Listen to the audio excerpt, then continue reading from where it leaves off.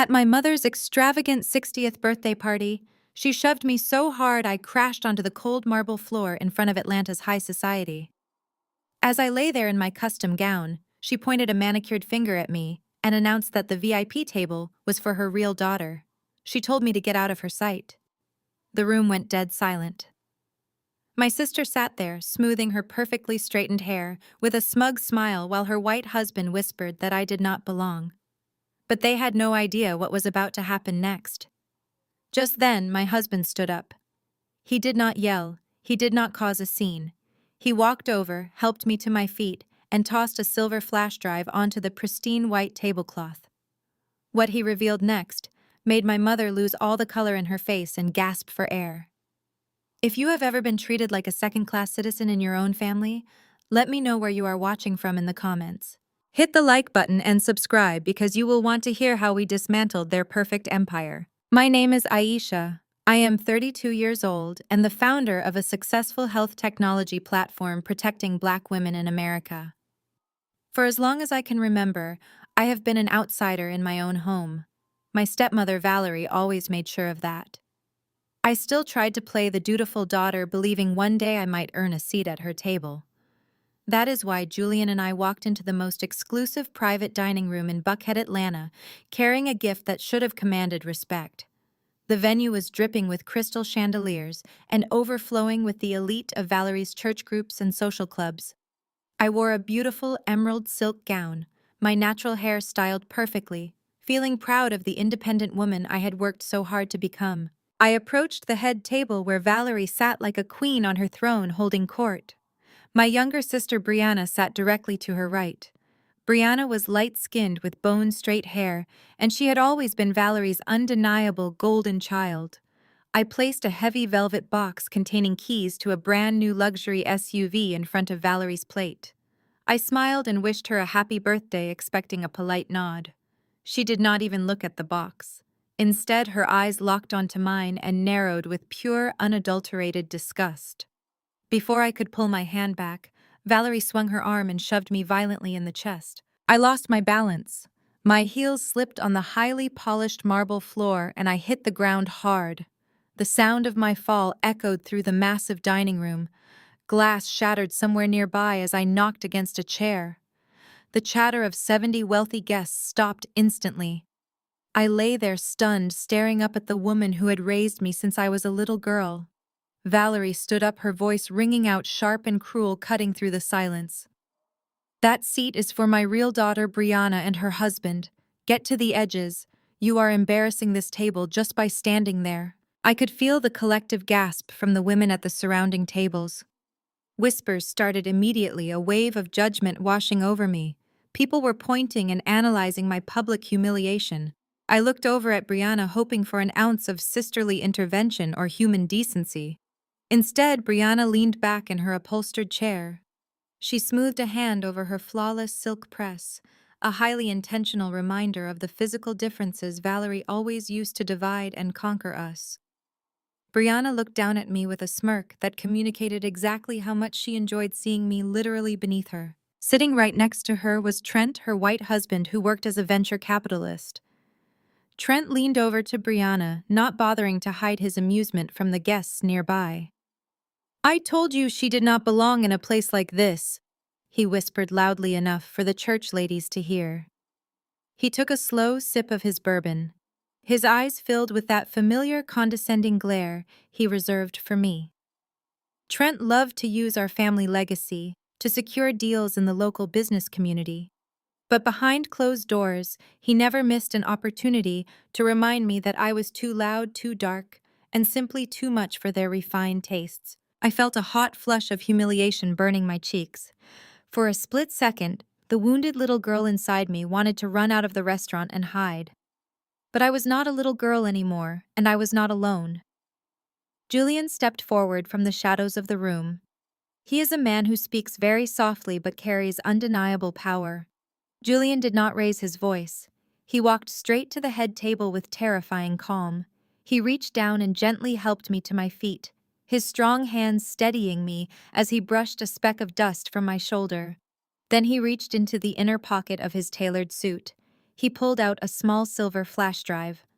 The room was so quiet you could hear the soft hum of the air conditioning as Julian tossed the drive onto the center of the table right next to the rejected velvet box.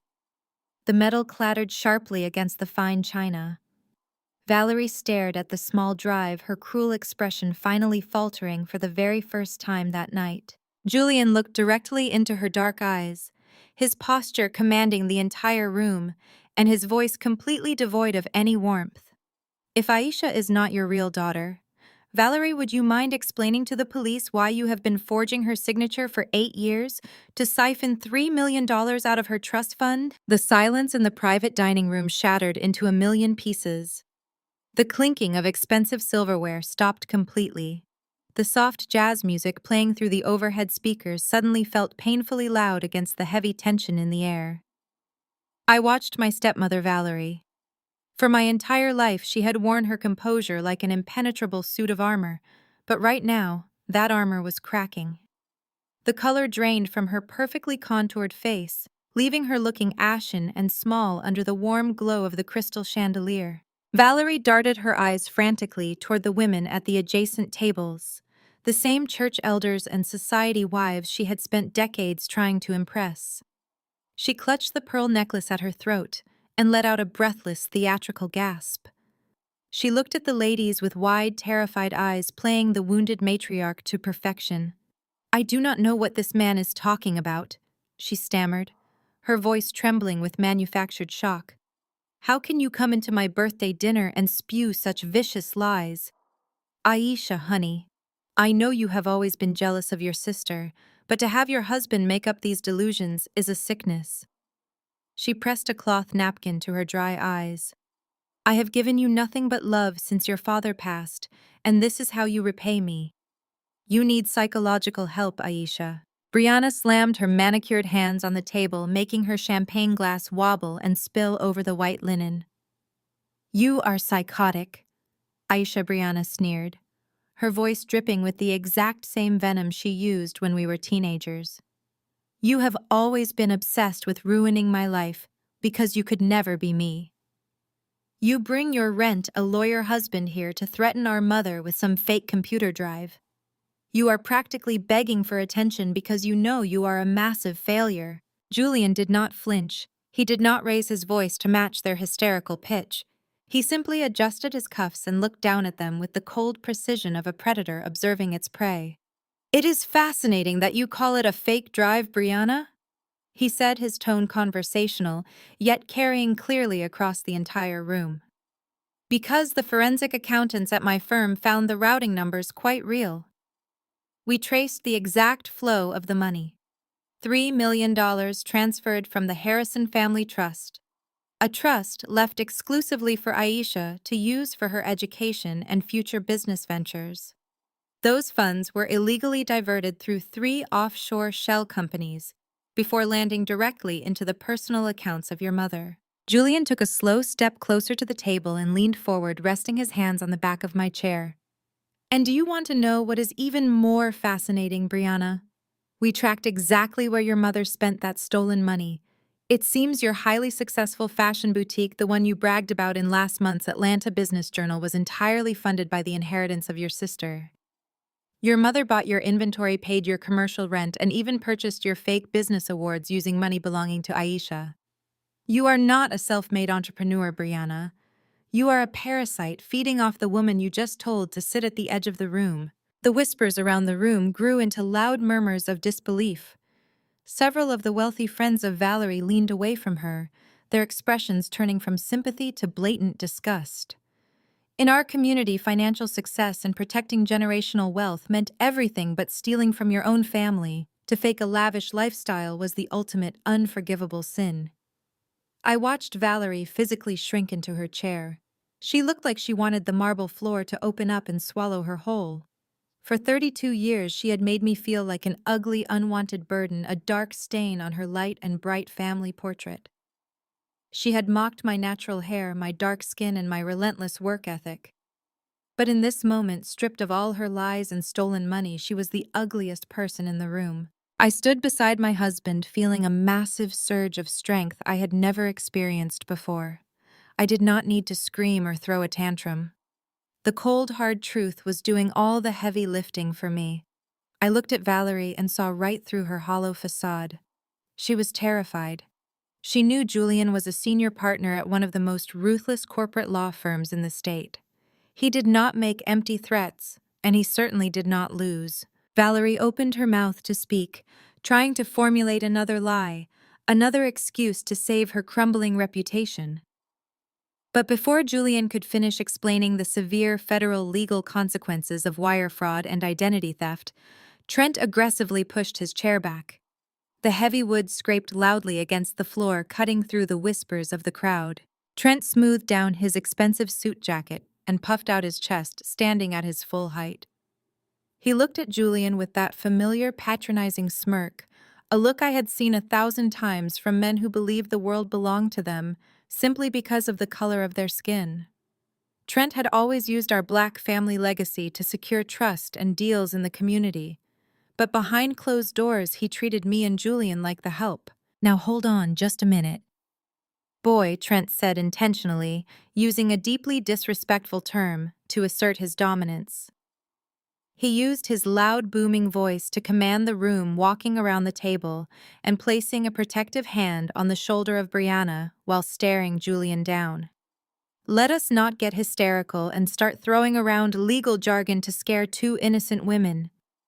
You think you can walk in here, throw some tech gadget on a table and intimidate my family? Listen to me very carefully, Julian. You come in here playing the big shot lawyer, but you are completely out of your depth. I manage the real money in this family. I handle the investments. You are just a hired suit making wild accusations to get your hands on generational wealth you did not build. My mother-in-law, Valerie, is a respected pillar of this community, and you are not going to disrespect her in my presence. Trent chuckled, shaking his head as if he were dealing with an unruly child trying to project an aura of white patriarchal authority to shut my husband down. Do not cause a scene here, Trent warned, his eyes narrowing. The historic West End estate and the entire grocery chain were legally transferred to Brianna and me this morning by Valerie. We hold the deeds. We hold the power. You people have absolutely nothing here. Trent stood there basking in his own perceived superiority. He truly believed his status as a white man married into a wealthy black family gave him the ultimate upper hand. He looked down at me with a gaze full of mockery, expecting me to break down crying over the loss of my ancestral home. He expected Julian to cower and retreat under his loud, aggressive posturing. Instead of reacting with anger or fear, Julian simply straightened his posture and let out a low, dark chuckle that sent a visible shiver down the spine of my stepmother. Julian looked at Trent not as a threat, but as a foolish man who had just walked blindly into a trap. Transferred an asset that carries a hidden lien? Julian asked, his voice echoing in the quiet room. You think you just inherited an empire, Trent? But you really just inherited a sinking ship. You should probably check your inbox tomorrow morning, because your little real estate victory is about to become your biggest nightmare. With that, Julian placed his hand gently on the small of my back, and we turned around, walking out of the private dining room with our heads held high, leaving the entire party in a state of absolute chaos. We walked out of the private dining room and the heavy oak doors swung shut behind us, cutting off the chaotic whispers of Valerie's elite friends. The cool night air of Atlanta hit my face as we stepped out from under the grand awning of the restaurant. The valet scrambled to bring around Julian's car, clearly sensing the intense energy radiating from us. The heavy silence wrapped around us as we got inside and drove away from Buckhead. I looked out the passenger window, watching the blurry city lights streak past in the darkness. For so long, I had tried to be the perfect, dutiful daughter, hoping Valerie would eventually see past my dark skin and accept me as her own. But tonight had shattered that pathetic illusion completely. Julian reached across the center console and rested his warm hand on my thigh. He did not need to say anything because his steady presence was my anchor in the storm. We had exposed them, but I knew people like Valerie and Trent did not just surrender gracefully. They were going to fight back, and they were going to play as dirty as possible. The weekend passed in a tense, exhausting blur of waiting and planning. Julian and I spent hours spreading out the financial documents his firm had compiled across our dining table. Every single piece of evidence pointed to a massive web of deceit, orchestrated by my stepmother and happily exploited by my sister and her husband. Monday morning arrived with a heavy, suffocating sense of impending war. I put on my sharpest suit and walked into the Midtown Atlanta headquarters of my health technology company. I had built this platform from the ground up, working day and night to protect Black women in the medical system and to give them a voice where they were usually ignored. The sleek, modern office space was my true sanctuary, away from family drama. But the calm did not last long. Barely an hour into my workday, my chief financial officer, Marcus, rushed into my office. He forgot to knock, and his face was tight with absolute panic. Marcus stood breathing heavily and told me that our primary bank had just frozen our entire operating credit line. Without that credit line, we could not process our massive payroll on Friday or pay any of our crucial vendor invoices. I felt a cold, hard knot form in the pit of my stomach. I asked Marcus how a healthy tech company with flawless credit could suddenly be frozen out without any prior warning or discussion. He wiped his forehead and said the bank cited an anonymous tip regarding irregular financial structures tied to my family name. I knew exactly who was behind this sudden crisis. Trent. Trent played golf every weekend with the senior vice presidents of that specific bank. He belonged to their exclusive country clubs and spoke their language of quiet backdoor deals. He was using his white privilege and his good old boy network to financially choke me out. It was a classic vicious move to isolate me and cut off my resources before I could even file a formal lawsuit against Valerie. My office phone rang loudly, interrupting the panicked silence in the room. The caller ID showed an unlisted number, but I already knew who was on the other end waiting to gloat. I signaled Marcus to leave the room and I answered the call, putting it on speaker so his voice would fill the empty space. The arrogant voice of Trent echoed through my office. He sounded entirely too pleased with himself.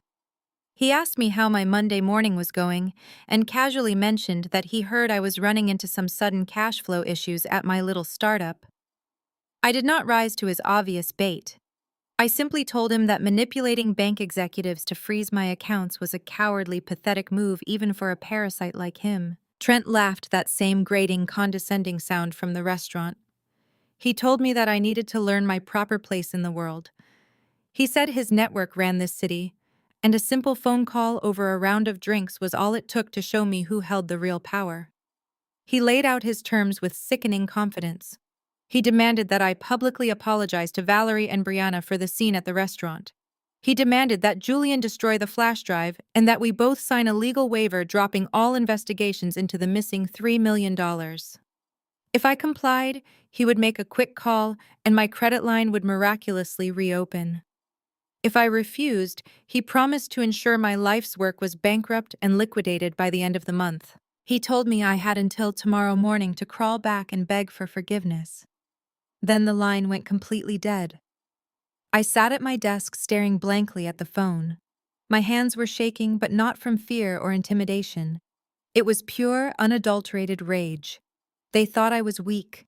They thought because they had cut off my money, I would fold and protect their fake plastic empire. I picked up my phone to call Julian, but before I could dial his number, another call came through. The name flashing on the screen made me pause and catch my breath. It was Auntie Maxine. She was the biological sister of my late father, and the only person from that side of the family who had ever shown me genuine, unconditional love. She rarely called during business hours. I answered the phone, and her voice sounded urgent and breathless. She told me she had heard what happened at the birthday party.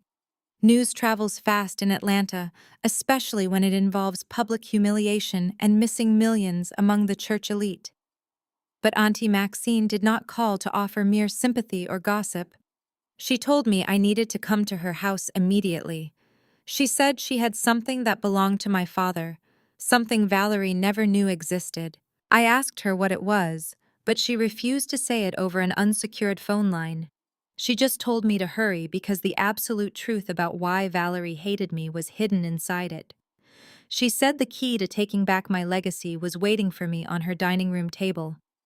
I grabbed my coat and my car keys, leaving the frozen bank accounts and the arrogant threats of Trent behind me.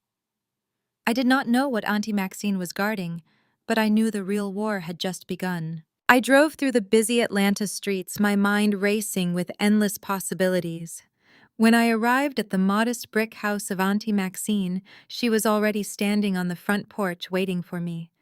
She pulled me into a fierce, protective hug, holding me tight before ushering me inside and locking the deadbolt behind us. She led me to her dining room where a worn, leather-bound book sat directly in the center of the wooden table. The leather was cracked, and the edges were frayed from years of heavy use. Auntie Maxine looked at me with thick tears welling in her eyes. She told me that my father had given this to her for safekeeping just weeks before his sudden heart attack. He made her promise to give it to me only when I was old enough and strong enough to handle the devastating truth. She slid the heavy book toward me. I traced my fingers over the aged leather, feeling a strange electric connection to the father I had lost way too soon. I opened the cover and immediately recognized his sharp, precise handwriting filling the yellowed pages. It was a personal diary, but it was also a ledger, a meticulous record of his deepest thoughts and his most carefully guarded secrets. Auntie Maxine sat across from me and began to explain the history I had been cruelly denied. She said Valerie was never meant to have control over the Harrison empire. She told me that my father had loved his first wife, my biological mother, with a fierce and consuming passion. My mother was a stunning dark-skinned woman who worked side by side with him to build his very first grocery store from absolute nothing. When she died giving birth to me, it completely broke his spirit. He married Valerie years later out of pure convenience and a desperate desire to give me a maternal figure. But Valerie grew violently jealous of the ghost of my mother. Auntie Maxine explained that Valerie hated my dark skin and my natural hair because every single time she looked at me, she saw the exact reflection of the woman my father truly loved. Valerie knew she was merely a second choice, a placeholder, and she punished me for it every single day of my life. I stared at the pages of the diary as the tears finally spilled over my eyelashes and dropped onto the paper. My father had known about the toxic jealousy of Valerie. He had seen the subtle, nasty ways she tried to push me aside to make room for her own lighter-skinned daughter, Brianna. He wrote extensively about his terrifying fears that Valerie would try to steal my birthright once he was gone. And that is why he created a fail-safe. Auntie Maxine whispered, pointing a shaking finger to the back of the heavy diary. I turned to the very last page. Taped securely to the thick paper was a long sequence of numbers and letters. It was a highly complex alphanumeric code.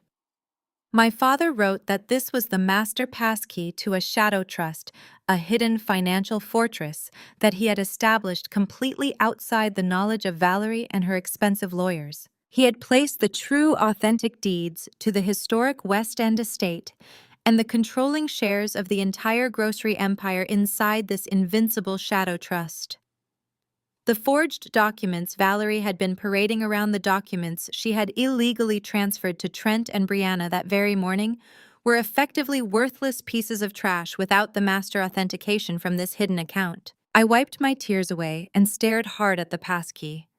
Trent thought he had cornered me by freezing my startup company accounts. He thought he had the ultimate upper hand because he played golf with bankers and wore the heavy armor of his white privilege. He had absolutely no idea that my brilliant black father had anticipated their monumental greed decades ago. I pulled out my phone and dialed Julian. He answered on the very first ring. I told him to leave his law office immediately and meet me at a specific address in South Atlanta. I told him we were not going to waste our precious time begging racist bankers to unfreeze my accounts. We were going to a black-owned bank where Trent had absolutely zero influence, and we were going to open a shadow trust that would burn their entire stolen empire to the ground. The war was no longer about simply defending myself, it was about complete and total annihilation. Julian was waiting for me on the pavement outside the bank when I pulled my car into the lot. The bank was a cornerstone of the Black business community in Atlanta, and more importantly, it was entirely outside the toxic sphere of influence that Trent commanded with his country club buddies. I stepped out of the car, clutching the weathered diary tightly to my chest like it was a physical shield. Julian took one look at my tear-stained face and pulled me into his arms, holding me against his chest. I did not have to explain the painful details to him right away because he could feel the monumental shift in my energy. I simply told him my father had left a hidden master key and that Valerie had hated me my entire life, simply because I was the living, breathing image of the only woman my father ever truly loved. Julian kissed my forehead and promised me that by the end of the week, Valerie and Trent would have absolutely nothing left to their names. We walked through the heavy glass doors and requested an immediate private meeting with the senior branch manager. Mr. Davis was an older, distinguished gentleman who had known my father well during the early days of building the grocery empire. When we sat down in his secure office, I slid the diary across his polished wooden desk and pointed to the alphanumeric sequence taped to the back page. Mr. Davis adjusted his glasses and carefully typed the long code into his highly secured banking terminal. The silence in the room was deafening as we waited for the system to process the ancient fail-safe my father had created decades ago. A moment later, the computer chimed, and Mr. Davis looked up at us with absolute awe reflecting in his eyes. He told us that the Shadow Trust was entirely real and fully active. It contained the authentic, original deeds to the historic West End estate and the controlling voting shares of the entire Harrison grocery empire. The documents Valerie had transferred to Trent were completely null and void, without the direct authorization of this specific trust. But the revelations did not stop there. Mr. Davis informed us that because Trent had filed the forged deeds earlier that morning, the banking system had automatically generated a fraud alert on the estate properties. Julian asked to see the details of the financial activity Trent was attempting to execute. Mr. Davis turned his monitor toward us, and the scope of the sheer desperation of Trent became glaringly obvious. Trent was not just arrogant, he was actively drowning in catastrophic debt. The records showed that he had severely mismanaged his venture capital funds and lost millions in unregulated crypto investments over the past year.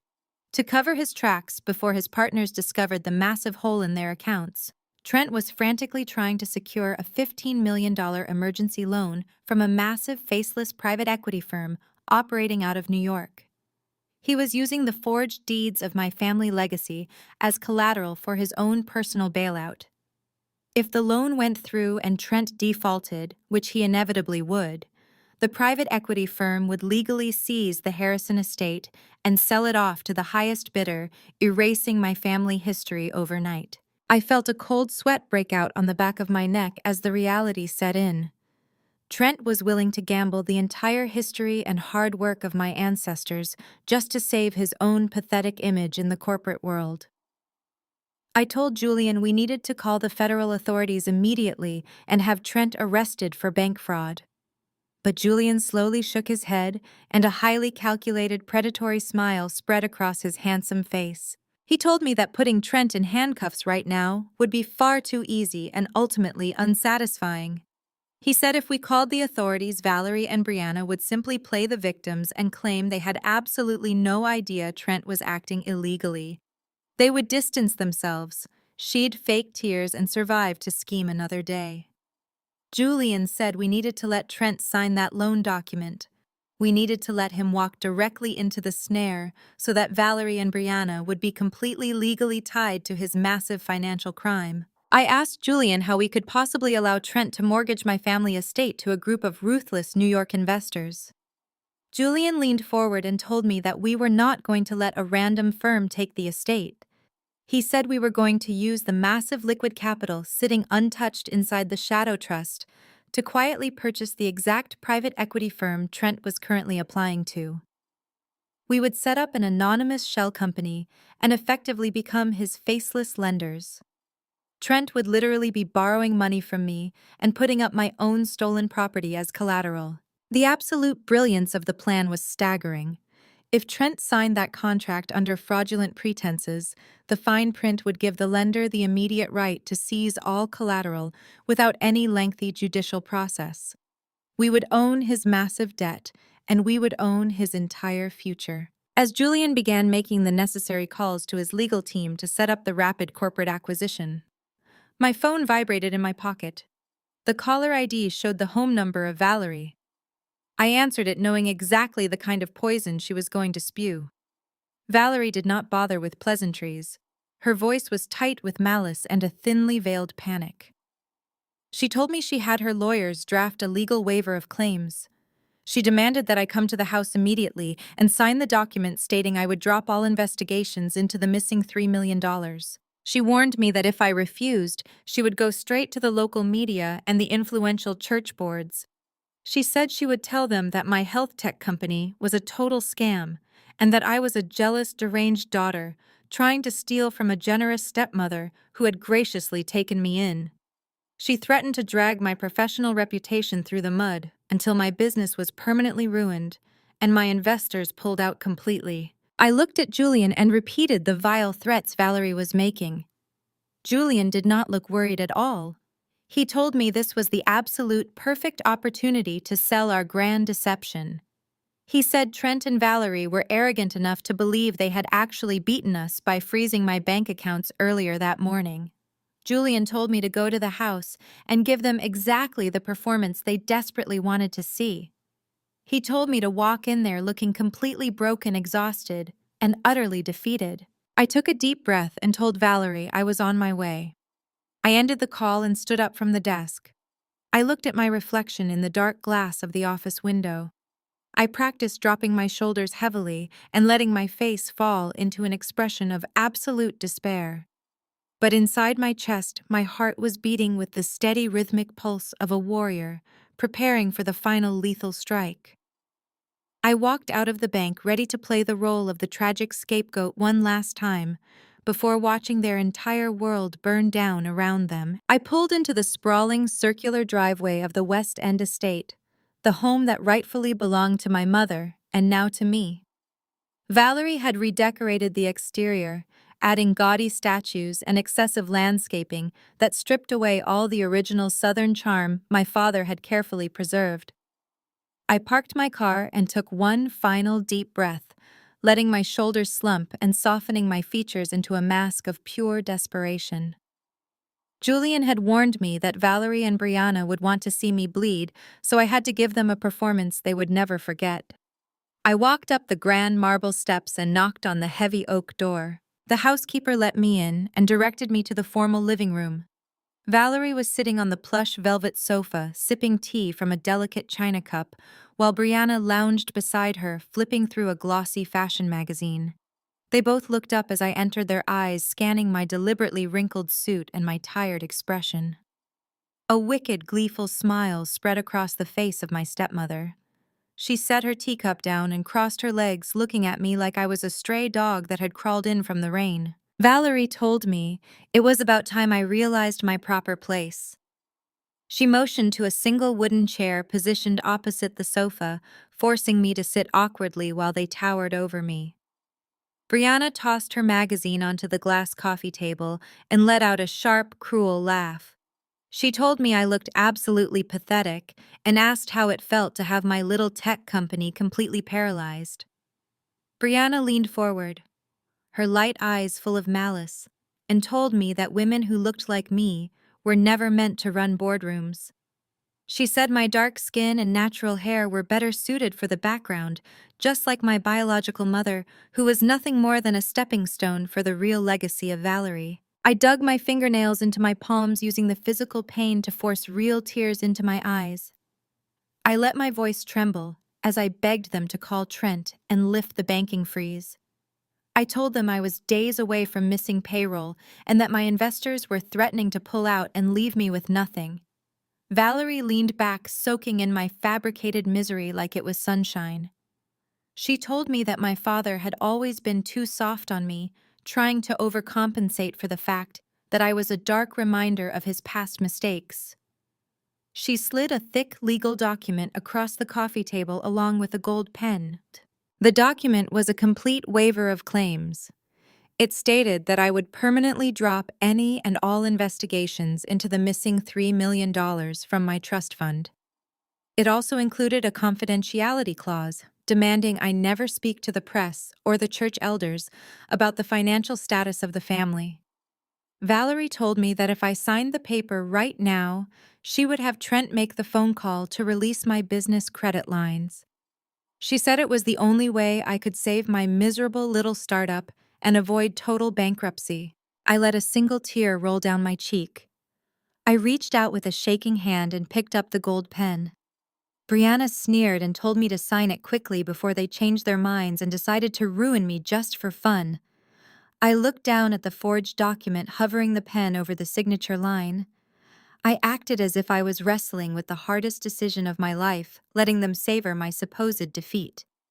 Then I pressed the pen to the paper and signed my name. Valerie snatched the document back instantly, checking the signature with greedy eyes. She folded it carefully and placed it into her designer handbag. She told me I was dismissed and ordered me to use the service entrance on my way out so I would not track dirt on her pristine foyer floors. I stood up, keeping my head bowed and my shoulders hunched. I thanked them softly and walked out of the room playing the broken scapegoat until the very last second. But the absolute moment, the heavy front door clicked shut behind me, my posture completely changed. I stood up straight, the fake tears drying instantly on my cheeks. A slow, predatory smile stretched across my face. They had no idea that the waiver I just signed was legally useless because it was tied to the forged trust documents Valerie had created. They were so blinded by their colorist arrogance and their desperate need to humiliate me that they could not see the massive trap closing tightly around their necks. I walked to my car feeling lighter and more powerful than I ever had in my entire life. While I was driving back to the city, Trent was confidently walking into a high-end midtown law office. Julian and I had set up the anonymous shell company in record time, using the liquid capital from the Shadow Trust to purchase the exact private equity firm Trent was aggressively pursuing. Trent thought he was meeting with faceless New York investors to secure his $15 million bailout. He had absolutely no clue he was stepping into a financial slaughterhouse designed by the very people he considered beneath him. Julian was monitoring the transaction remotely from his office. He texted me updates as Trent sat down in the conference room across from the proxy lawyers we had hired to represent the shell company. Trent was incredibly arrogant, bragging to our lawyers about his vast real estate portfolio and his influential connections in Atlanta. He presented the forged deeds to my family estate as collateral for the massive loan. He assured the proxy lawyers that the properties were completely clear of any liens and that he had total legal authority to mortgage them. The lawyers slid the final loan agreement across the table to Trent. It was a standard contract with one very specific lethal addition buried deep within the pages. Julian had drafted Clause 47 with meticulous legal precision. It clearly stated that in the event of any fraudulent misrepresentation of ownership or forged collateral, the lender reserved the absolute right to immediately seize all assets without any judicial process or grace period. The clause essentially meant that the moment Trent signed the paper using fake deeds, he would instantly forfeit the entire estate directly to our Shadow Trust and become personally liable for the $15 million debt. Trent was so desperate to cover his crypto losses and so thoroughly convinced of his own white superiority that he did not even bother to read the fine print. He picked up a pen and blindly signed his name on every single dotted line, legally binding himself and Valerie to massive federal fraud. He shook hands with the proxy lawyers, believing he had just saved his fragile fake empire. He walked out of that office feeling like a king, completely unaware that I was now holding the executioner's axe over his entire life. The ink on Trent's fraudulent signature was barely dry before Julian and I initiated the next phase of our counterstrike. We did not have a single second to waste. My health technology company was still bleeding, and my employees were depending on me for their Friday payroll. Julian used his aggressive legal authority and the staggering capital backing of the Shadow Trust to instantly bypass the frozen accounts at my old bank. We drove straight to the Black-owned bank in South Atlanta, where Mr. Davis was waiting for us. We swiftly moved every single corporate asset belonging to my company directly into their secure vaults. Mr. Davis personally oversaw the massive wire transfers, and within 2 hours my entire operating credit line was fully restored and expanded beyond its original limit. Marcus, my chief financial officer, nearly collapsed with relief when he saw the new balances light up his computer screen back at the office. Trent thought his pathetic golf buddies could choke my business to death, but he had only succeeded in forcing me to build a completely impenetrable financial fortress. With my company securely protected and my employees paid, Julian and I retreated to his high-security conference room to dig deeper into the Shadow Trust. The master passkey my father left behind did not just hold the real deeds to the West End estate and the grocery empire. It also contained a hidden surveillance mechanism that had been silently tracking the financial movements of Valerie and her golden family for years. My father was a genius who trusted absolutely no one, especially not the woman he married out of convenience. Julian projected the financial records onto the large screen in his office, and what we uncovered was far worse than missing inheritance money. Trent had not just been stealing, he had been aggressively and illegally leveraging the massive family empire to fund his failing crypto ventures for the past 3 years. We watched a digital map of total financial destruction unfold before our eyes. Trent had quietly taken out massive secretive loans against the grocery chain using forged signatures and fake board resolutions.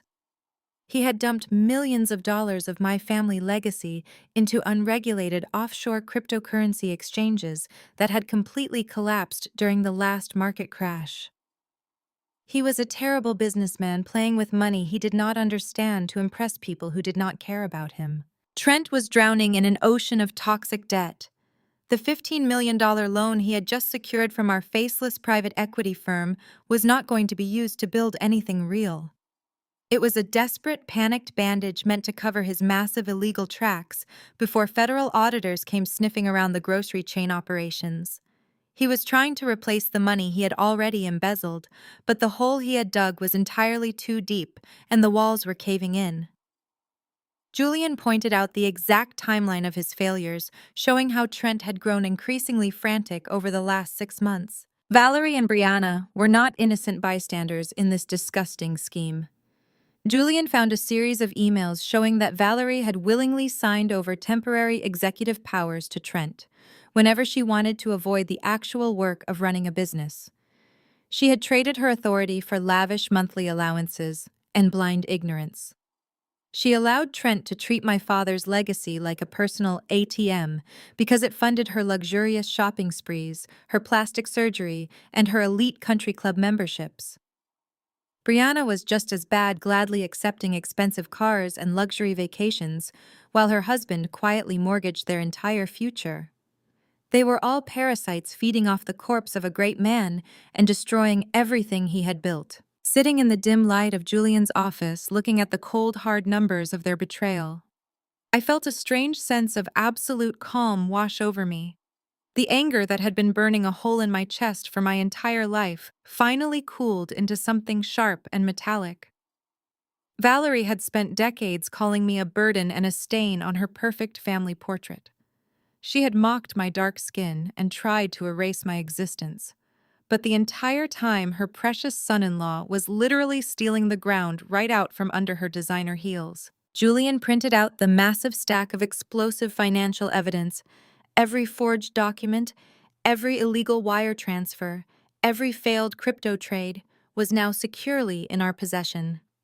Our private equity firm now held the immediate rights to call in the $15 million loan the exact moment the fraud was officially triggered. Julian looked at me with those intense dark eyes and told me it was time to set the final stage. We had all the ammunition we needed to execute a flawless victory. The annual Harrison Family Gala was scheduled for Saturday night. It was the most important social event of the year for Valerie. She used the gala to parade her fake wealth in front of the entire Atlanta high society, the most powerful church elders, and the local politicians. She had uninvited me weeks ago, claiming my presence would be a dark cloud over the glamorous evening. She wanted to shine without the reminder of my biological mother standing in the room. But now I was not just going to attend the gala, I was going to completely own it. Julian and I spent the next few days working in total silence. We let Valerie and Brianna bask in their false victory. They genuinely believed I had surrendered when I signed that fake waiver in their living room. They thought I was back at my office crying over frozen accounts and a ruined company. They had absolutely no idea my company was thriving, and that I now legally held the executioner's axe over their entire pathetic existence. Friday night arrived and I stood in front of my bedroom mirror, holding the vintage diamond necklace that had once belonged to my biological mother. Auntie Maxine had given it to me along with the diary telling me my father wanted me to wear it when I finally took my rightful place. I fastened the clasp around my neck, feeling the cold, heavy weight of my true legacy resting against my dark skin.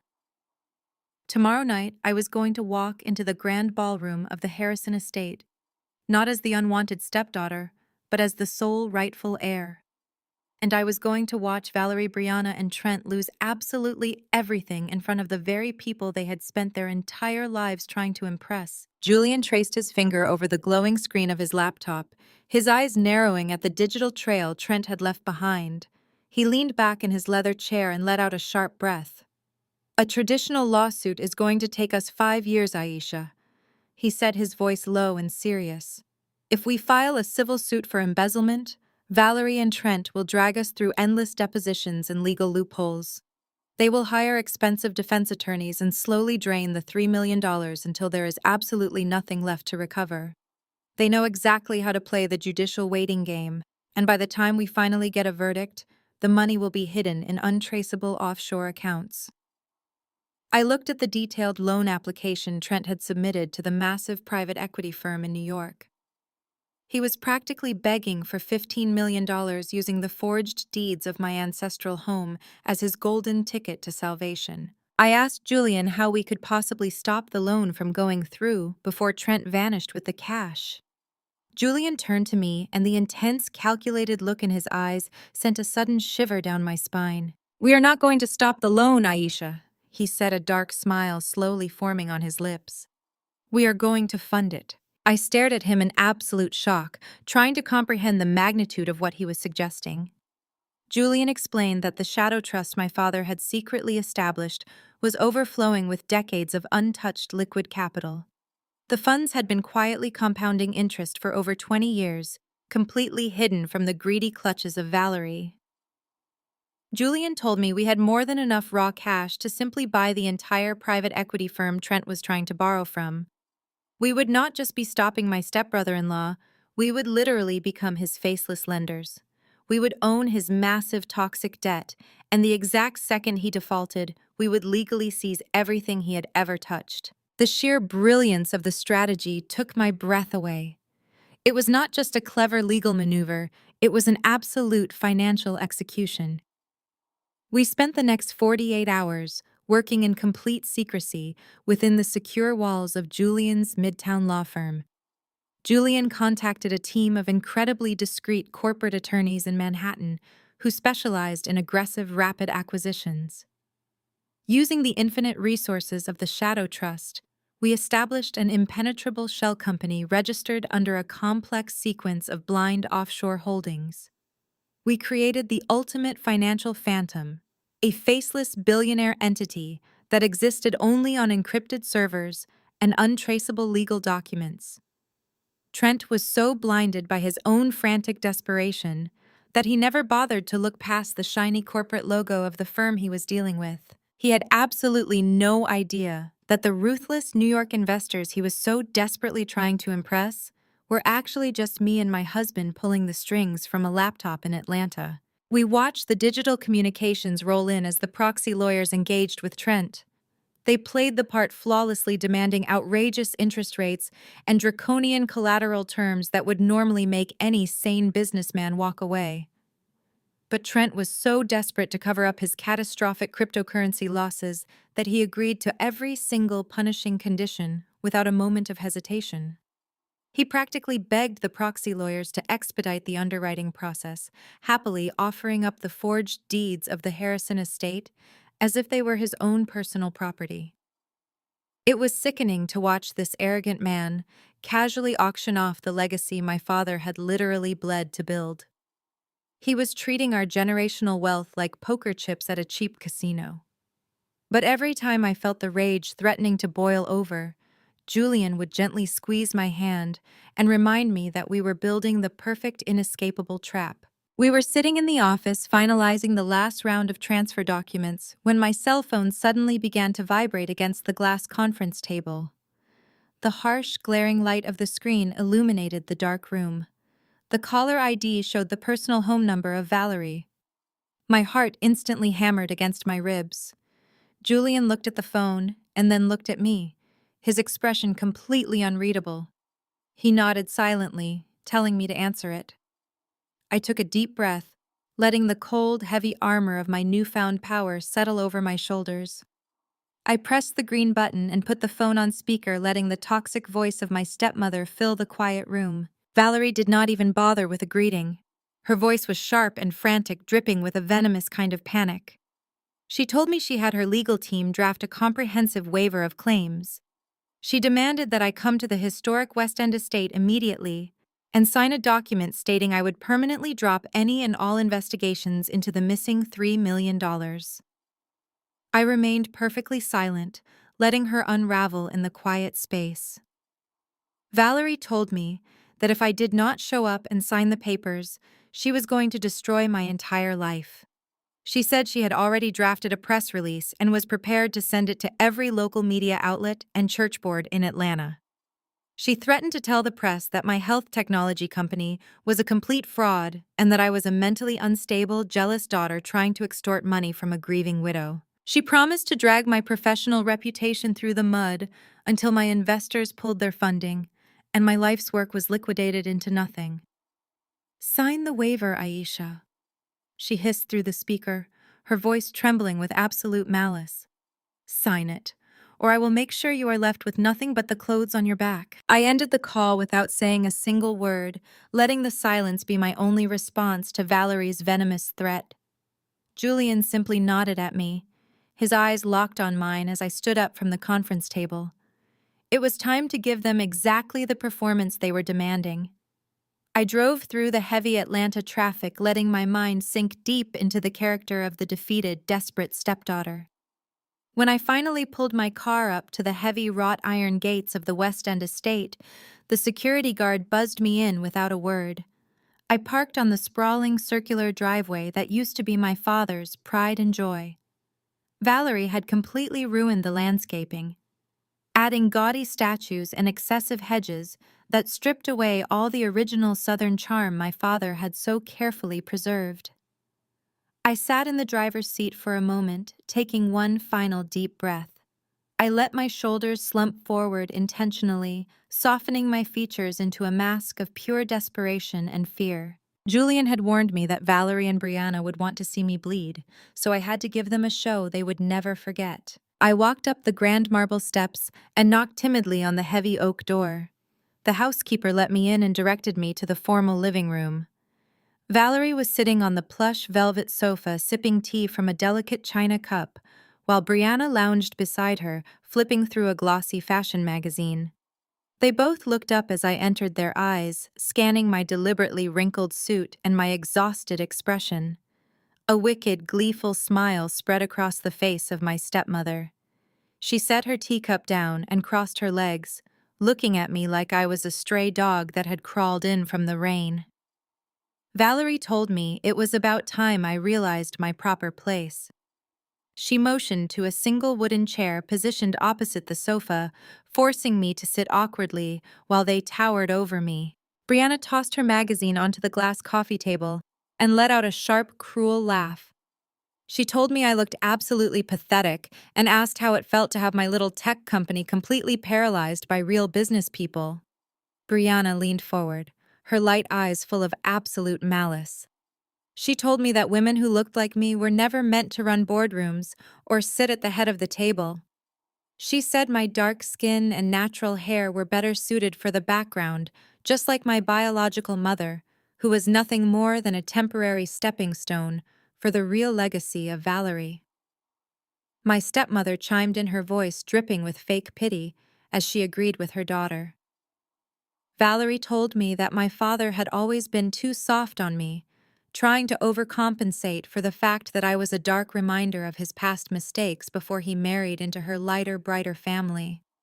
They picked apart my appearance, my ambition, and my sheer audacity to question their authority. They reveled in their colorist arrogance, completely convinced of their inherent superiority. I dug my fingernails into my palms, using the physical pain to force real tears into my eyes. I let my voice tremble as I begged them to call Trent and lift the banking freeze. I played the part flawlessly, telling them I was days away from missing payroll and that my investors were threatening to pull out and leave me with absolutely nothing. I pleaded with them, saying that my employees were innocent and did not deserve to suffer because of our family dispute. Valerie leaned back against the velvet cushions, soaking in my fabricated misery like it was warm sunshine. She told me that I was finally learning the hardest lesson of my life, and that my employees were just acceptable casualties of my stubbornness. She slid a thick legal document across the glass coffee table, along with a heavy gold pen. The document was labeled as a temporary waiver of claims. Valerie explained that it stated I would permanently drop any and all investigations into the missing $3 million from my trust fund. It also included a strict confidentiality clause demanding I never speak to the press, the church elders, or the police about the financial status of the Harrison family. Valerie told me that if I signed the paper right now, she would have Trent make the phone call to release my business credit lines. She said it was the only way I could save my miserable little startup and avoid total humiliating bankruptcy. I let a single tear roll down my cheek, capturing the perfect image of a broken woman. I reached out with a shaking hand and picked up the gold pen. Brianna sneered and told me to sign it quickly before they changed their minds and decided to ruin me just for fun. I looked down at the document, hovering the pen over the signature line. I acted as if I was wrestling with the hardest decision of my entire life, letting them savor my supposed defeat. I let out a ragged sob and pressed the pen to the paper, signing my name with a deliberately unsteady hand. Valerie snatched the document back instantly, checking the signature with greedy, ravenous eyes. She folded it carefully and placed it into her designer handbag. She told me I was dismissed and ordered me to use the service entrance on my way out so I would not track dirt on her pristine foyer floors. I stood up, keeping my head bowed and my shoulders hunched. I thanked them softly and walked out of the room, playing the broken scapegoat until the very last second. I kept my head down as I walked through the long hallway and pushed open the heavy front door. But the absolute moment the heavy oak clicked shut behind me, my posture completely changed. I stood up straight, the fake tears drying instantly on my cheeks in the warm Atlanta air. A slow, predatory smile stretched across my face. They had absolutely no idea that the waiver I just signed was legally useless because it was tied to the forged trust documents Valerie had created years ago. They were so blinded by their colorist arrogance and their desperate need to humiliate me that they could not see the massive trap closing tightly around their necks. I walked to my car, feeling lighter and more powerful than I ever had in my entire life. I pulled out my phone and sent a single text message to Julian telling him the bait had been swallowed whole. While they were celebrating my fake surrender inside that stolen house, they were completely unaware that they had just handed me the final piece of evidence I needed to destroy them. While I was driving back to the city, letting the cool air from the vents wash over my face, Trent was confidently walking into the gleaming glass lobby of a high-end midtown law firm. Julian and I had orchestrated every single detail of this meeting with surgical precision. We had hired a proxy legal team of the most intimidating corporate sharks in Atlanta to represent our offshore shell company. Julian had set up a highly secure audio feed so we could listen to the entire transaction from the safety of his office. I parked my car in the underground garage and ran up to Julian's suite just in time to hear the heavy conference room doors swing open as Trent swaggered inside. Trent was radiating an unearned, obnoxious arrogance. The proxy lawyers stood up to greet him, their faces completely blank masks of professional indifference. Trent dropped his expensive leather briefcase onto the massive mahogany table and immediately started bragging to anyone who would listen. He told the room full of elite attorneys that they were incredibly lucky to be doing business with a visionary like him. He claimed he was the only true financial mastermind in the entire Harrison family and the only one capable of handling a $15 million capital injection with such short notice. Trent paced around the spacious room with his chest puffed out, admiring the view of the city skyline. He simply could not resist taking a few disgusting, unprovoked shots at me while trying to impress the proxy team. He laughed casually and told the lawyers about his wife's pathetic stepsister, who was currently running a little tech startup into the ground. He made blatant, vicious, microaggressive comments, claiming that Black-owned businesses always lacked the proper corporate discipline, and that minority women like me were simply too emotional and uneducated to handle real capital. He bragged that he had personally frozen my banking access just to teach me a harsh lesson about how the real world operated. He told them that the Harrison legacy needed a strong, smart hand to guide it through rough waters, and he was the only one white enough and smart enough to save the family from total ruin. Julian gently squeezed my hand as we listened to Trent dig his own grave through the desktop speakers. The proxy lawyers did not even flinch at his racist remarks, maintaining their cold, professional silence. The lead attorney, a sharp woman named Miss Sterling, calmly opened a thick leather binder and slid the massive stack of loan documents across the polished table. She explained in a flat, even tone that the $15 million wire transfer was ready to be released the exact second he signed the collateral agreements. Trent did not even pause to question how incredibly fast the underwriting process had gone or why a New York equity firm was so eager to hand over millions. His desperation to cover his massive offshore cryptocurrency losses was completely overriding his basic business sense. Mrs. Sterling laid out the collateral documents one by one. Trent eagerly produced the forged deeds to the West End estate and the controlling shares of the Harrison grocery empire. He assured the lawyers with supreme confidence that the properties were completely clear of any liens and that he had total legal authority from Valerie to leverage the entire family legacy. He presented the forged documents with a sickening pride, completely unaware that every single word he spoke was actively binding him to massive federal fraud. Mrs. Sterling handed him a sleek silver pen and told him to review the terms carefully before signing. But Trent was entirely blinded by his own hubris. He honestly thought he was the smartest person in the room, outsmarting a faceless billionaire firm from New York. He flipped through the first few pages of the contract, not even bothering to read the dense legal jargon. He just wanted the money. He wanted the $15 million to wipe away his toxic debt so he could go back to his country club and pretend he was a titan of industry. He rapidly signed his name at the bottom of page after page, his pen scratching loudly against the heavy parchment paper. He was moving so fast, flipping the corners with such reckless abandon that he completely skipped right over page 47. If Trent had possessed even a fraction of the intelligence he claimed to have, he would have stopped reading and hired his own counsel to review that specific page. But his arrogance was his ultimate downfall. Julian had drafted Clause 47 with meticulous, lethal precision, ensuring there were absolutely no loopholes. The clause was buried deep within the standard default terms, but its language was absolute and unforgiving. It clearly stated that in the event of any fraudulent misrepresentation of ownership regarding the collateral, the lender reserved the absolute right to immediately seize all assets without any judicial process, grace period, or right to appeal. It essentially meant that the exact moment Trent signed his name using those fake deeds, he was instantly forfeiting the entire Harrison estate and the grocery empire directly to our shadow trust.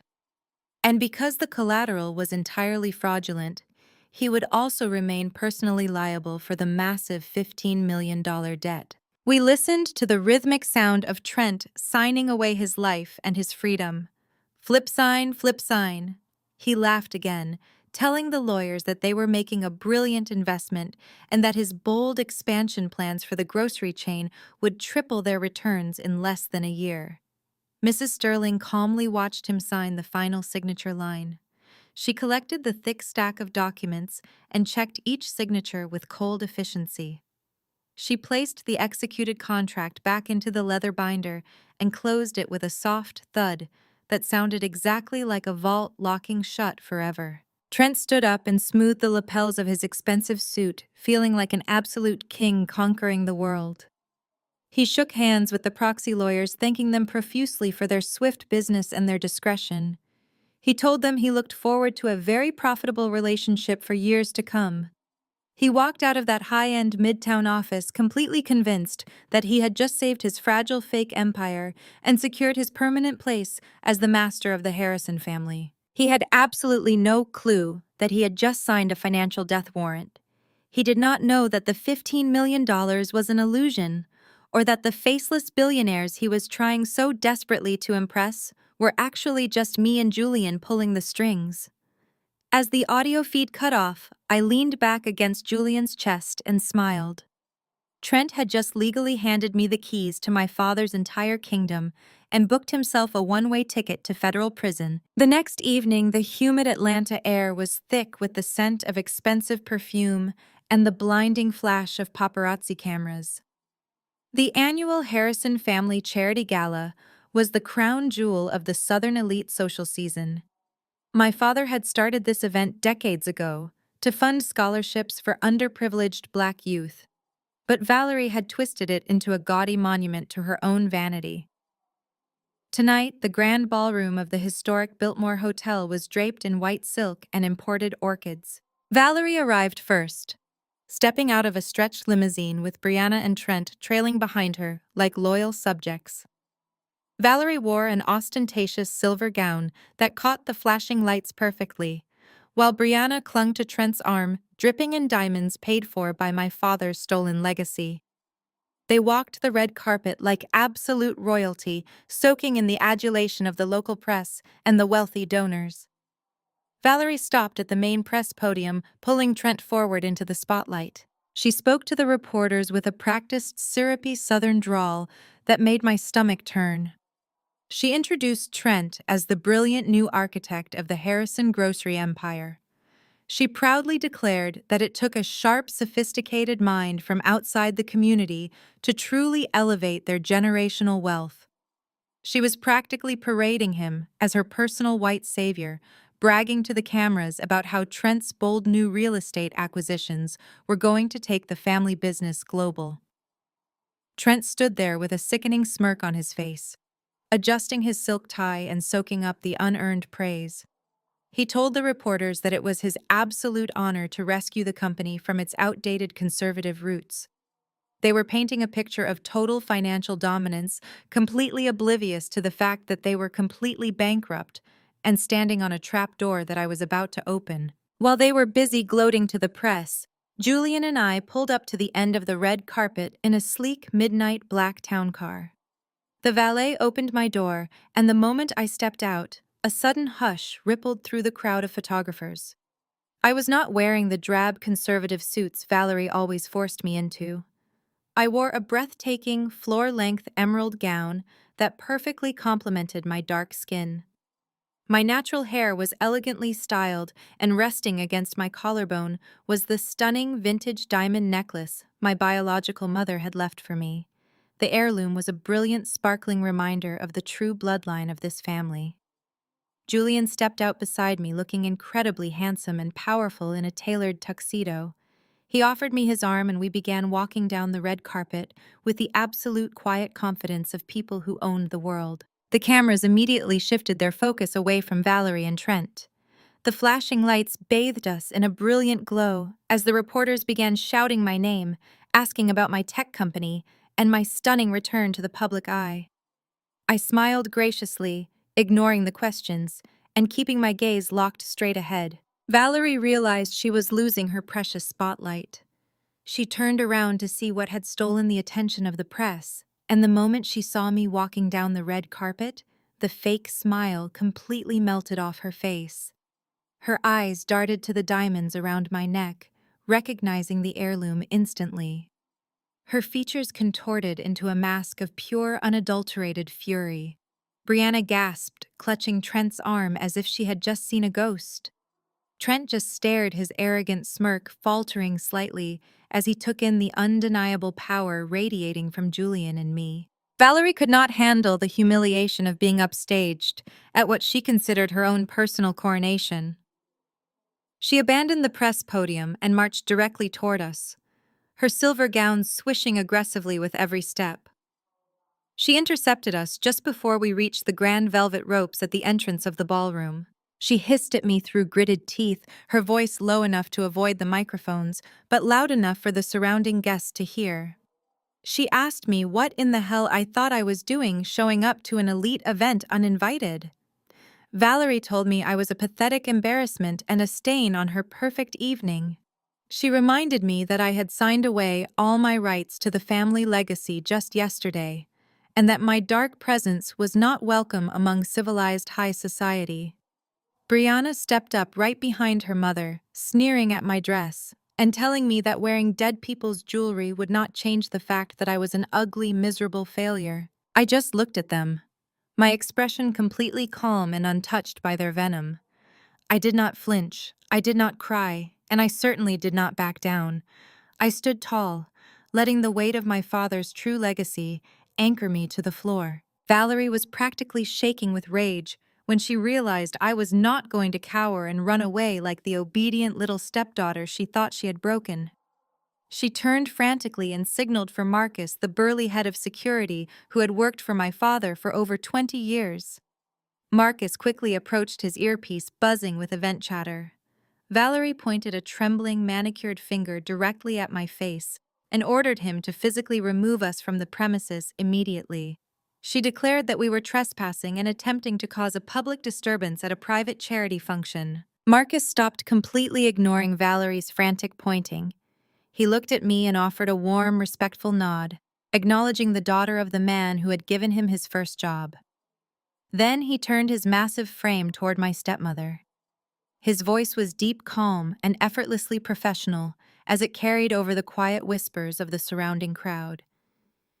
He looked Valerie dead in the eye and calmly stated, "Mom, they are the diamond sponsors of tonight's event." Valerie's jaw physically dropped, her perfectly painted lips parting in absolute shock. She stared at the head of security as if he had just spoken a foreign language. Brianna let out a high-pitched gasp, her hand flying to her chest.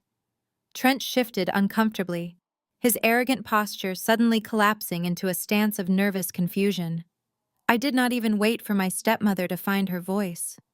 Julian and I simply glided right past them, leaving the three of them standing frozen on the red carpet like cheap, discarded statues. Stepping into the grand ballroom was like stepping into a kingdom that was finally mine again.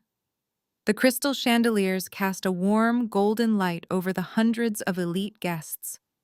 The air was thick with the scent of roasted duck and imported orchids. Everywhere we walked, heads turned and whispers followed. The old family friends, the church elders, the corporate board members, they all saw the vintage diamond necklace resting against my skin. They knew exactly what it meant. It was the ultimate symbol of the true Harrison bloodline, and I was wearing it like a crown.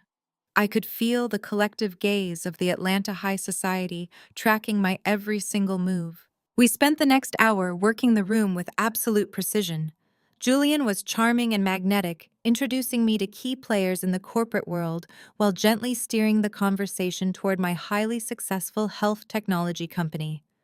I watched from the corner of my eye as Valerie frantically tried to regain control of her ruined evening. She was practically dragging Trent around by his lapels, forcing him to shake hands with potential investors, trying desperately to project an image of absolute dominance. But the damage was already done. The whispers were spreading like wildfire. People were quietly wondering how the supposedly bankrupt, disgraced stepdaughter had just purchased the diamond sponsorship for $250,000, while Valerie was suddenly looking frantic and unhinged. As the lavish dinner service began, the main lights dimmed and the gentle clinking of expensive silverware quieted down. It was time for the keynote address. Valerie marched up the steps to the grand stage, her silver gown swishing with a frantic, aggressive energy. The bright spotlight hit her, making her look like a desperate, glittering disco ball. She gripped the heavy metal microphone stand, her knuckles turning white under the pressure. She started her speech with her usual fake, syrupy Southern charm, thanking the wealthy donors and praising my late father's incredible vision. But then her tone shifted dramatically, trembling with manufactured sorrow. She told the silent ballroom that it had been a tremendously difficult year for the Harrison family. She pulled a delicate lace handkerchief from her clutch and dabbed at her perfectly dry eyes, playing to the crowd. She started weaving a pathetic, tragic tale about a family torn apart by rebellion and greed. She never used my specific name, but every single person in that massive room knew exactly who she was talking about. She played the part of the long-suffering, weeping mother, flawlessly claiming she had tried absolutely everything to save her troubled stepdaughter from financial ruin and moral bankruptcy. She said it broke her gentle heart to see someone reject the loving embrace of their family just to chase foolish, selfish ambitions and end up with absolutely nothing but a failed business and a ruined reputation. I sat at our sponsor table, sipping my sparkling water and watching her perform. It was almost comical how hard she was trying to paint me as the villain, while she was standing on a stage paid for by my money. Valerie took a deep, dramatic breath, letting the heavy silence stretch out to maximize the emotional effect. Then she smiled a wide, venomous grin that made my skin crawl. She pointed directly at table number 1 where Brianna and Trent were sitting front and center. Her voice boomed through the speakers as she announced that despite the dark clouds, there was finally a brilliant shining light. She praised Brianna for being the perfect, devoted daughter who always put family first. Then she turned her absolute adoration to Trent, calling him the brilliant architect of their future. Valerie proudly announced to the entire Atlanta elite that Trent had just secured a massive $15 million capital expansion. She bragged loudly that this brilliant financial maneuver would take the Harrison grocery empire global. She called him the true savior of my father's legacy, a man who possessed the sheer genius and corporate discipline to elevate their family name into the stratosphere. The crowd began to politely applaud, clapping for a toxic illusion that was completely built on fraudulent deeds and offshore traps. Trent stood up and buttoned his jacket, waving to the crowd with a sickeningly arrogant smile. He looked so incredibly proud of himself, completely unaware that he had just bragged about signing his own financial death warrant in front of 500 witnesses. I felt a deep, powerful calm wash over my entire body. All the years of pain and exclusion simply evaporated. Julian looked at me and gave me a single subtle nod. It was time to end the show. I stood up from my chair, the heavy emerald silk of my gown pooling beautifully around my feet. The polite applause began to die down rapidly as people noticed me moving. I walked slowly and deliberately down the center aisle of the grand ballroom. The soft, sharp click of my heels against the polished hardwood floor echoed loudly in the sudden, heavy silence. The crowd parted for me like the Red Sea, their eyes darting back and forth between me and the stage. I could hear the faint, sharp intakes of breath from the women at the front tables. The wealthy investors who had just been clapping for Trent were now staring at me, completely mesmerized by the sheer audacity of my approach. Valerie froze mid-sentence, her eyes widening in pure, absolute terror as she watched me approach the stage. The color completely drained from her face, leaving her looking pale and terrified under the bright spotlight. Brianna started to stand up from her table to intervene, but Trent grabbed her arm, pulling her back down as the entire room held its collective breath. I walked up the carpeted stairs, my head held high, my posture completely relaxed and commanding. Valerie tried to step back, but her heels caught awkwardly on the thick microphone cord. She was trembling, a pathetic trapped animal, finally realizing the cage had snapped shut. She looked like she wanted to scream for security again, but she knew Marcus was standing right at the bottom of the stairs, watching her with a blank expression. I walked right up to her, the vintage diamonds sparkling against my chest, catching the light. I reached out my hand and calmly took the microphone right out of her shaking fingers. The cold, heavy metal of the microphone felt incredibly solid in my hand. The silence in the grand ballroom was absolute and suffocating. 500 of Atlanta's wealthiest and most influential citizens were holding their collective breath, waiting to see what I would do next. Valerie stood frozen right beside me, her chest heaving rapidly as she stared at her empty hands. She looked like a broken puppet whose strings had just been brutally severed. I brought the microphone to my lips and looked out over the endless sea of expectant faces. I did not raise my voice or shout.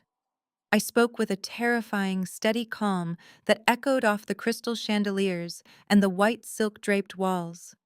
I thanked Valerie for her incredibly moving performance. I told the crowd that my stepmother had always been a fantastic actress, but tonight she had truly outdone herself. A low, nervous murmur rippled through the front tables, where the corporate board members and church elders were sitting stiffly in their formal wear. I looked down at table number 1, where Brianna was desperately gripping the edges of the white linen tablecloth. Her knuckles were bone white, and her perfectly contoured face was twisted in a mixture of deep confusion and absolute dread. I told the silent room that for 20 long years I had been forced to stand in the dark shadows and listen to Valerie's completely fictional version of our family history. I explained how she had tirelessly painted me as the tragic mistake, the broken burden that she so graciously tolerated out of the goodness of her pure Christian heart. I took a slow, deliberate breath, letting my eyes lock onto Valerie's terrified, widening gaze. I told her that the time for fairy tales and carefully constructed lies was officially over. I raised my free hand and gave a single subtle signal to the back of the massive room. Julian had coordinated directly with the audiovisual team we had hired through our diamond sponsorship. The towering high-definition screens behind the stage suddenly flickered to life, casting a harsh, brilliant white glow over the entire stage. The first image that flashed across the massive screens was a highly magnified, certified legal document. It was a medical laboratory report officially stamped and verified by one of the top genetic testing facilities in the entire country. I calmly walked across the wooden stage, letting the towering screens dwarf Valerie's shrinking figure. I told the captivated audience to look very closely at the highlighted sections on the monitors. The crisp, black text on the bright screen clearly displayed the definitive DNA profiles, proving without a single shadow of a doubt that I was the sole biological heir to the Harrison bloodline. But I did not stop there. The digital screen smoothly transitioned to a series of scanned, yellow-lined pages. The handwriting was instantly recognizable to anyone in that room who had ever done business with my late father. It was his private personal diary. I read the words aloud, letting my father's true voice finally fill the massive ballroom after years of forced silence. The diary entries detailed exactly how much he loved me, and how he had secretly planned to protect my future from Valerie's insatiable, bottomless greed. The specific entries described his deep, agonizing regrets about marrying a woman who treated his only biological daughter with such profound, calculated cruelty. He wrote extensively about Valerie's constant emotional manipulation, her endless colorist remarks, and her relentless attempts to erase my biological mother's memory from the estate. The elite crowd was absolutely mesmerized. Prominent socialites covered their mouths in genuine shock, and the relentless flashing of paparazzi cameras illuminated the dark room like a violent lightning storm. I turned slowly to face Valerie. She was shaking so violently that the intricate silver beads on her expensive designer gown rattled loudly against each other. She was wearing my grandmother's vintage emerald ring on her right hand, and a diamond tennis bracelet that had belonged to my biological mother. I looked her dead in the eyes, and my voice carried pure absolute ice. I told her, I am not your daughter, Valerie. I am the rightful owner of everything you are wearing. The gasp that erupted from the massive crowd was deafening. The pristine, untouchable facade Valerie had spent decades carefully building was being systematically dismantled piece by piece in front of the exact people she worshipped and feared. The senior church elders at table 4 were shaking their heads in absolute disgust, whispering fiercely among themselves. The prominent private investors, who had just been politely clapping for Trent, were now exchanging nervous, terrified glances. They were slowly realizing that the elegant high society matriarch they respected was actually nothing more than a ruthless, manipulative thief wearing a stolen crown. Valerie tried to open her mouth to speak, to defend herself, to spin another web of lies, but absolutely nothing came out. Her usual syrupy southern drawl had completely evaporated, leaving her looking like a hollow, pathetic shell of the tyrant she used to be. I did not give them a single second to recover their shattered composure. I turned my attention directly to Brianna, who was now visibly trembling and sinking lower into her chair at table number 1. I told the crowd that the tragedy of the Harrison family was not just about emotional abuse or fake legacies. It was about cold, hard, stolen cash. I signaled the dark tech booth again, and the giant screens shifted instantly. The handwritten diary entries vanished, replaced by dozens of highly detailed corporate banking statements. The pristine, high-resolution images showed massive, unauthorized wire transfers bleeding directly out of my private protected trust fund. I walked to the very edge of the stage, looking down at my terrified stepsister. I explained to the silent, captivated audience exactly where my missing $3 million had gone. I walked them through the digital trail of breadcrumbs Julian and I had painstakingly uncovered over the past few weeks. The giant screens highlighted the exact routing numbers, proving that Valerie had systematically siphoned millions of dollars from my rightful inheritance to artificially inflate Brianna's pathetic, lavish lifestyle. I showed the crowd the fake shell companies Valerie had illegally established, using my stolen money to buy Brianna's ridiculous business titles and fund her completely failing vanity projects. The banking records were absolute and mathematically undeniable. They detailed every single fraudulent transaction, every fake corporate invoice, and every desperate, pathetic attempt to make Brianna look like a legitimate self-made businesswoman. I told the entire room that Brianna had never earned a single honest dollar in her entire sheltered life. I laid out exactly how her entire identity, her expensive designer clothes, her luxury imported cars, and her fake corporate prestige were all bought and paid for with my stolen inheritance. I exposed the consulting firm Brianna claimed to run, revealing it was just an empty P.O. box in Delaware, funded entirely by monthly transfers from my father's shadow accounts. Brianna let out a choked, humiliating sob and tried desperately to hide her face behind her trembling hands. The murmurs in the crowd escalated into loud, chaotic whispers of total outrage. People were openly pointing at Valerie and Brianna, their expressions filled with raw contempt. The eager journalists in the back of the room were frantically typing on their phones, recording every word and sending the explosive evidence directly to their newsrooms in real time. I stood on the center of the stage, feeling the immense, crushing weight of 20 years of abuse, completely lifting off my shoulders, floating away into the cold air. I was exposing them to the harsh, unforgiving light of the truth, and they were burning right in front of me. I told the elite crowd that my stepmother and stepsister had paraded around Atlanta, acting like untouchable royalty, while secretly bleeding my father's hard-earned legacy dry. I made sure every single person in that room understood that the glamorous women they had been praising just moments ago were nothing more than common, desperate thieves dressed in stolen couture. I watched the absolute pure devastation wash over Valerie and Brianna. They were completely paralyzed by the sheer magnitude of the public execution I was delivering with flawless precision. But Trent was a completely different story. His massive, incredibly fragile ego simply could not process the fact that his newly acquired wealthy family was being publicly humiliated.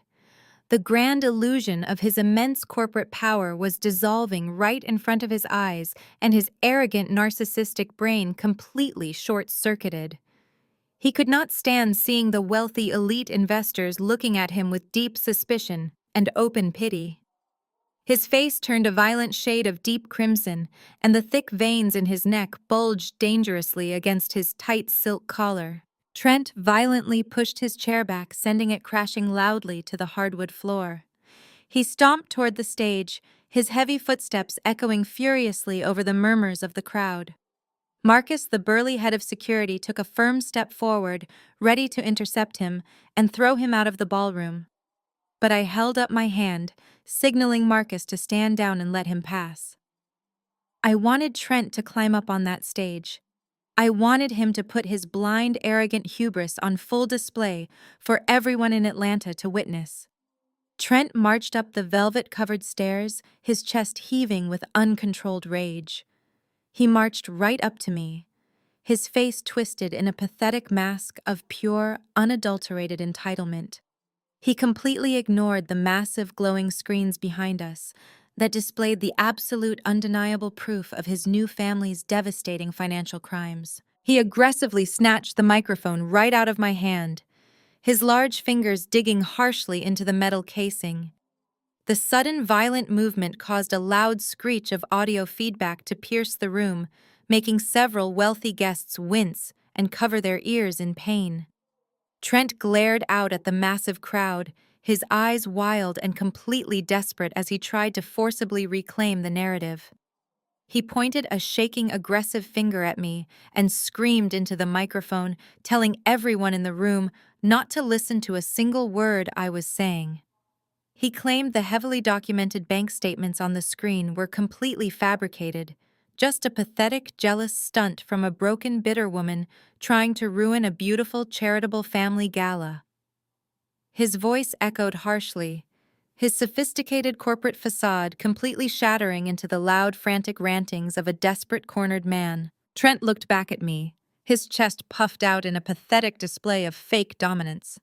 He sneered a nasty, arrogant smile, twisting his lips, because he truly believed he still held the ultimate, untouchable trump card. He practically spit the words into the microphone, his voice booming over the massive sound system for every single reporter, investor, and high society member to hear clearly. You have no proof, and it does not matter. We legally hold the estate, and we have $15 million. The morning sun was glaring off the sleek glass skyscrapers of Midtown Atlanta when Trent swaggered through the revolving doors of the most exclusive corporate law firm in the city. Julian and I had spared absolutely no expense in setting up the perfect illusion. We had retained a team of ruthless proxy attorneys who specialized in aggressive rapid acquisitions, and they were currently waiting for my stepbrother-in-law in a massive corner conference room with panoramic views of the entire city. Julian and I were sitting safely parked in an unmarked black SUV 3 blocks away, listening to a live, secure audio feed of the entire meeting. My heart hammered a steady rhythmic beat against my ribs as I heard the heavy oak doors of the conference room swing open through the digital speakers. Trent did not just walk into the room, he practically paraded into it. His expensive leather shoes clicked loudly against the polished marble floor, projecting an unearned, obnoxious confidence that made my stomach turn. He tossed his imported Italian leather briefcase onto the center of the massive mahogany table with a loud, arrogant thud. The lead proxy attorney, a sharp older man named Mr. Sterling, stood up and offered a stiff professional greeting, but Trent barely even acknowledged him. He was too busy admiring his own reflection in the floor-to-ceiling windows, completely intoxicated by the grand illusion of his own immense power. Trent unbuttoned his custom-tailored suit jacket and leaned over the glass table, spreading his hands wide. He told the room full of elite Manhattan attorneys that they were incredibly lucky to be doing business with a visionary like him. He claimed that the $15 million loan they were about to process was just the very beginning of a massive global expansion for the Harrison Empire. Mr. Sterling calmly opened a thick leather binder and slid the towering stack of loan documents across the polished wood. He explained in a flat, even tone that the $15 million wire transfer was fully authorized and ready to be released the exact second the collateral agreements were signed and legally verified. The sheer desperation to cover his catastrophic cryptocurrency losses was completely overriding whatever basic business sense Trent supposedly possessed. He eagerly unlatched his briefcase and pulled out the forged deeds to the West End estate, along with the controlling shares of my father's entire grocery empire. He slapped them down onto the table with a sickening pride. He assured the proxy lawyers that he had total legal authority from Valerie to leverage the entire family legacy. He presented the fraudulent documents as if they were his own personal trophies, completely unaware that every single word he spoke was actively binding him to massive federal fraud. While the proxy team pretended to carefully examine the forged deeds, Trent simply could not resist the urge to brag. He paced back and forth across the plush carpet, his chest puffed out like a proud peacock. He let out a loud, condescending laugh and began making the most disgusting microaggressive comments about Black-owned businesses. He told the stoic lawyers that it was a real tragedy how urban enterprises always lacked proper corporate discipline. He actually used the word urban with a heavy sarcastic sneer, as if he were discussing something foul he had scraped off his shoe. He claimed that minority businesses were always run entirely on raw emotion and petty family drama, instead of cold, hard logic and ruthless efficiency. He paced back to the window, gesturing broadly to the sprawling city below him. He bragged that the Harrison family had been desperately flailing in the dark, completely mismanaging their assets until he graciously stepped in to save them.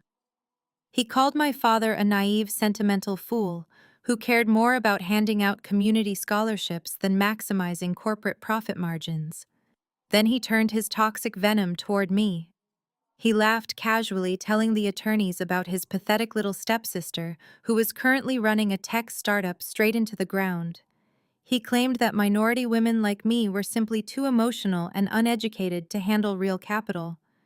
He proudly declared that he had personally frozen my banking access just to teach me a harsh, necessary lesson about how the real business world actually operated. He told them that the Harrison legacy desperately needed a strong, smart, objective hand to guide it through rough waters, and he was the only one smart enough to save the family from total ruin. Sitting in the SUV, Julian gently squeezed my hand.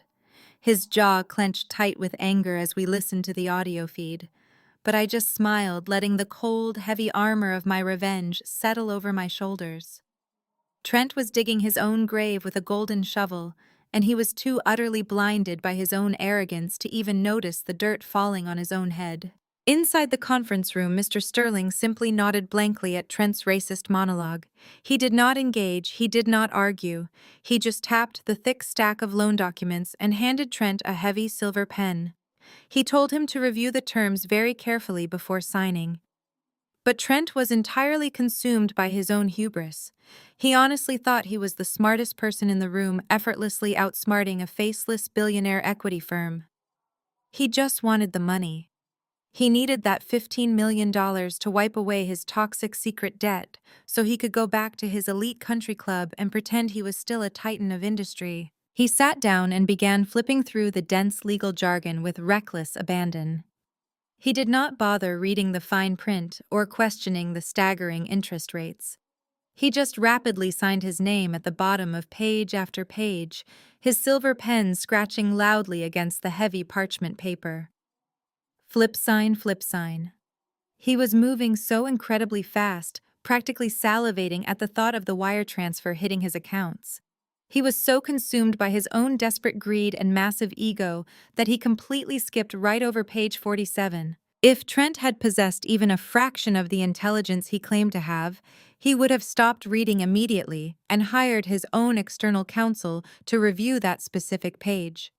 But his arrogance was his absolute downfall.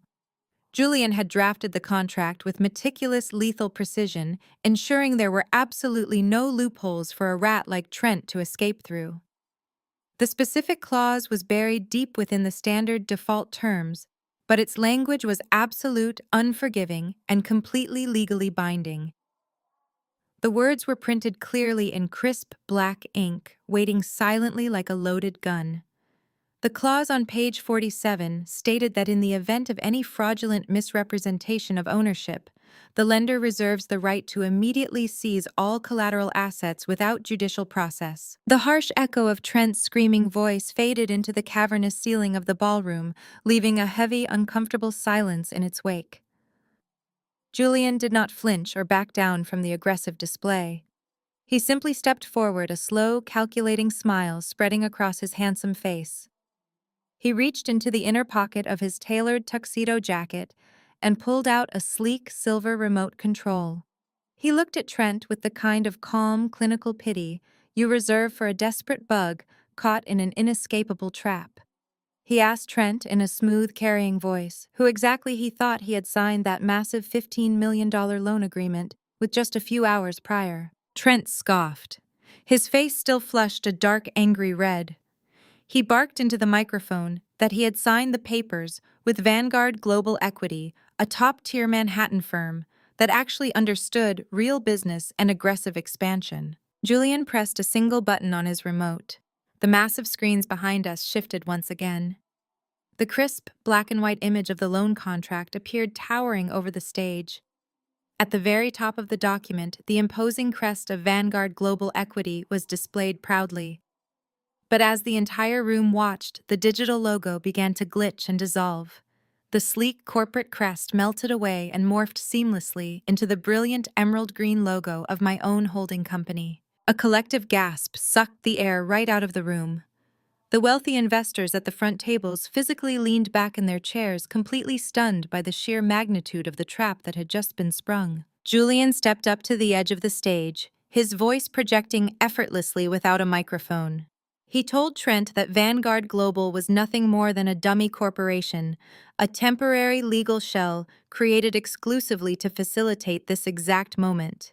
He explained that the $15 million Trent was so incredibly proud of borrowing was actually my money. Trent stared at the glowing green logo on the screen, his mouth opening and closing like a suffocating fish. His arrogant, aggressive posture completely evaporated, leaving him looking small and terrified. He shook his head, stammering into the microphone that it was impossible that the contract was legally binding and that they still held the money in their accounts. Julian laughed, a short, sharp sound that cut through the thick tension. He told Trent that he was absolutely right about the contract being legally binding. Julian clicked the remote again, and the screen zoomed in on page 47 of the document. It was the exact page Trent had blindly scribbled his signature on, while bragging about his own genius. Julian read the clause aloud to the silent ballroom, detailing how any fraudulent misrepresentation of ownership regarding the pledged collateral would immediately trigger a massive default. I stepped forward, standing shoulder to shoulder with Julian. I looked right into Trent's panicked eyes. I explained the severe legal reality to him, using small, simple words so his arrogant brain could fully comprehend his own destruction. I told him that in order to secure my $15 million, he and Valerie had used the ancestral Harrison estate and the corporate shares as collateral. But as the DNA test and the diary had just proven to the entire room, Valerie never actually owned those assets. They belonged to me. I watched the color rapidly drain from Trent's face as the horrifying truth finally dawned on him. I told him that because Valerie had forged my signature to transfer the deeds, she had committed massive corporate fraud. And because Trent had knowingly used those forged deeds to secure a massive corporate loan, he was fully complicit in that exact same fraud. I smiled a cold, unforgiving smile. I informed him that the death clause on page 47 had already been triggered the very second the ink dried on his signature. The $15 million he thought would save him had been instantly frozen by the federal banking authorities. And per the strict terms of his own legally binding contract, all of the pledged collateral was immediately forfeited directly back to the lender.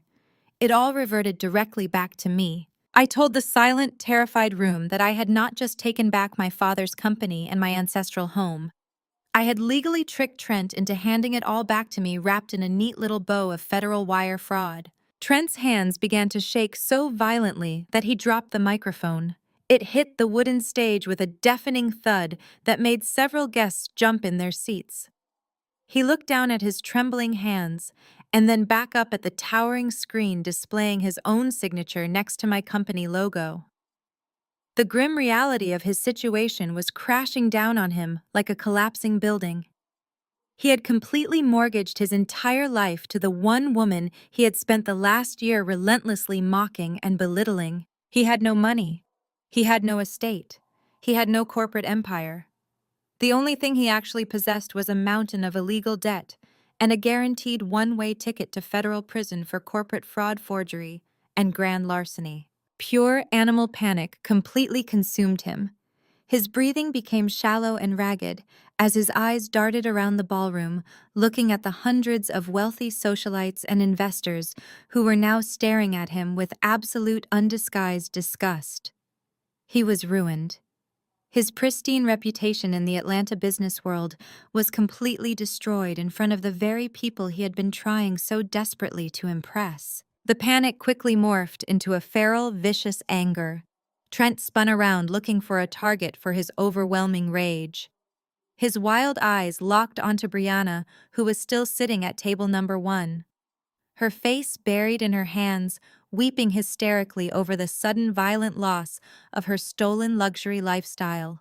Trent completely lost whatever tiny shred of civilized composure he had left. He marched to the edge of the stage and pointed a shaking, furious finger down at his own wife. He started screaming at the top of his lungs, his voice echoing raw and ugly through the elegant ballroom. He blamed Brianna for absolutely everything. He screamed that she and her pathetic, manipulative mother had dragged him into this toxic mess and completely ruined his entire life. He yelled that she had lied to him about her generational wealth, that she was nothing but a fake, cheap gold digger who had used him to cover up her mother's sloppy, desperate crimes. Brianna looked up at him, her tear-streaked face twisting in absolute shock and fresh horror as her handsome, successful husband publicly turned on her like a rabid dog. Valerie stood frozen on the stage, completely unable to defend her weeping daughter as her entire fraudulent empire burned to the ground all around them. Trent did not stop there. His face was a mask of pure sweating rage. The polished, sophisticated architect of the grocery empire was gone, replaced by something vile and deeply ugly. He paced the edge of the stage, looking down at Brianna like she was dirt on the bottom of his expensive leather shoes. He screamed that he never should have associated himself with people like them. He let the ugly truth spill out of his mouth in a venomous torrent, completely abandoning the polite dog whistles of high society and going straight for the racist jugular. He yelled that he was an absolute fool for thinking he could swoop in and save a bunch of incompetent, greedy black women from their own spectacular stupidity. The entire ballroom erupted in loud gasps of sheer horror. But Trent did not care. He was a drowning man, thrashing blindly in the deep water, pulling everyone else down with him. He sneered at Brianna, telling her that the only reason he ever married her was because he thought her family had actual liquid capital, not just a mountain of ghetto credit card debt and stolen jewelry. He called them a pathetic embarrassment to civilized society, claiming that they had tricked him, a brilliant, respectable white businessman, into becoming the fall guy for their primitive criminal schemes. He screamed that they were leeches who had ruined his pristine reputation and dragged his good name through the absolute mud.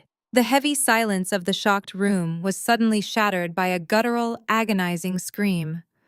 Brianna's illusion of her perfect fairy tale marriage to the flawless white knight who was supposed to elevate her to a higher social echelon completely and violently shattered into a million jagged pieces.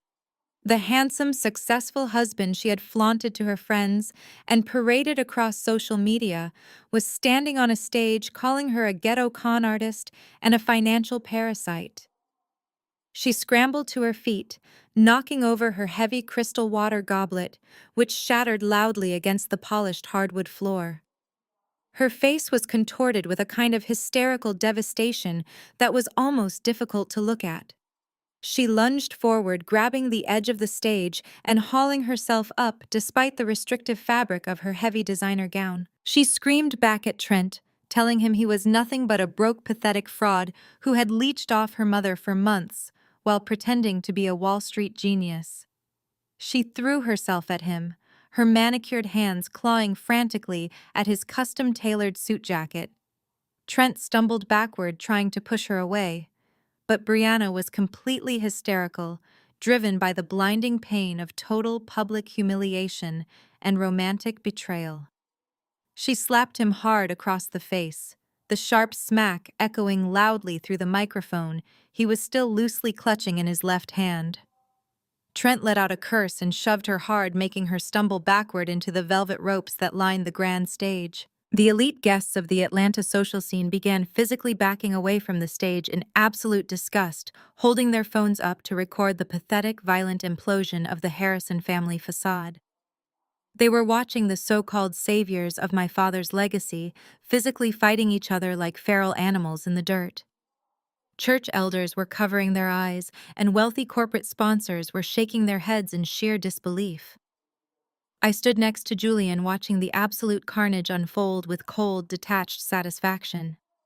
I did not feel a single drop of pity for my stepsister. She had gladly worn the diamonds Valerie stole from my mother, and she had gladly let Trent mock my intelligence just an hour prior. This was the exact toxic bed she had made, and now she was being forced to lie in it while the whole city watched. Valerie finally snapped out of her paralyzed trance when Trent violently shoved her precious daughter, but she did not run forward to defend Brianna. The sheer, overwhelming magnitude of her total defeat had completely broken her mind. The federal wire fraud, the frozen $15 million, the immediate loss of the estate, the total public exposure of her crimes. It was all too much for her fragile narcissistic reality to bear. Her legs simply gave out beneath her. The proud, arrogant matriarch who had strutted down the red carpet like an untouchable queen collapsed heavily onto the hard wooden stage. Her ostentatious silver gown crumpled around her, making her look like a deflated, discarded parachute. She crawled forward on her hands and knees, her expensive hair extensions falling across her tear-soaked face in a messy tangle. She dragged herself across the polished wood directly toward the tips of my emerald silk gown, perfectly mirroring the exact position she used to force me into whenever I displeased her during my childhood. She looked up at me from the floor, her heavily mascaraed eyes wide and begging, leaking dark, ugly tears down her cheeks. She reached out her trembling hands, trying to grab the hem of my dress, but I took a slow, deliberate step backward, making her grasp at empty air. She started sobbing hysterically, begging me for mercy in front of the entire ballroom.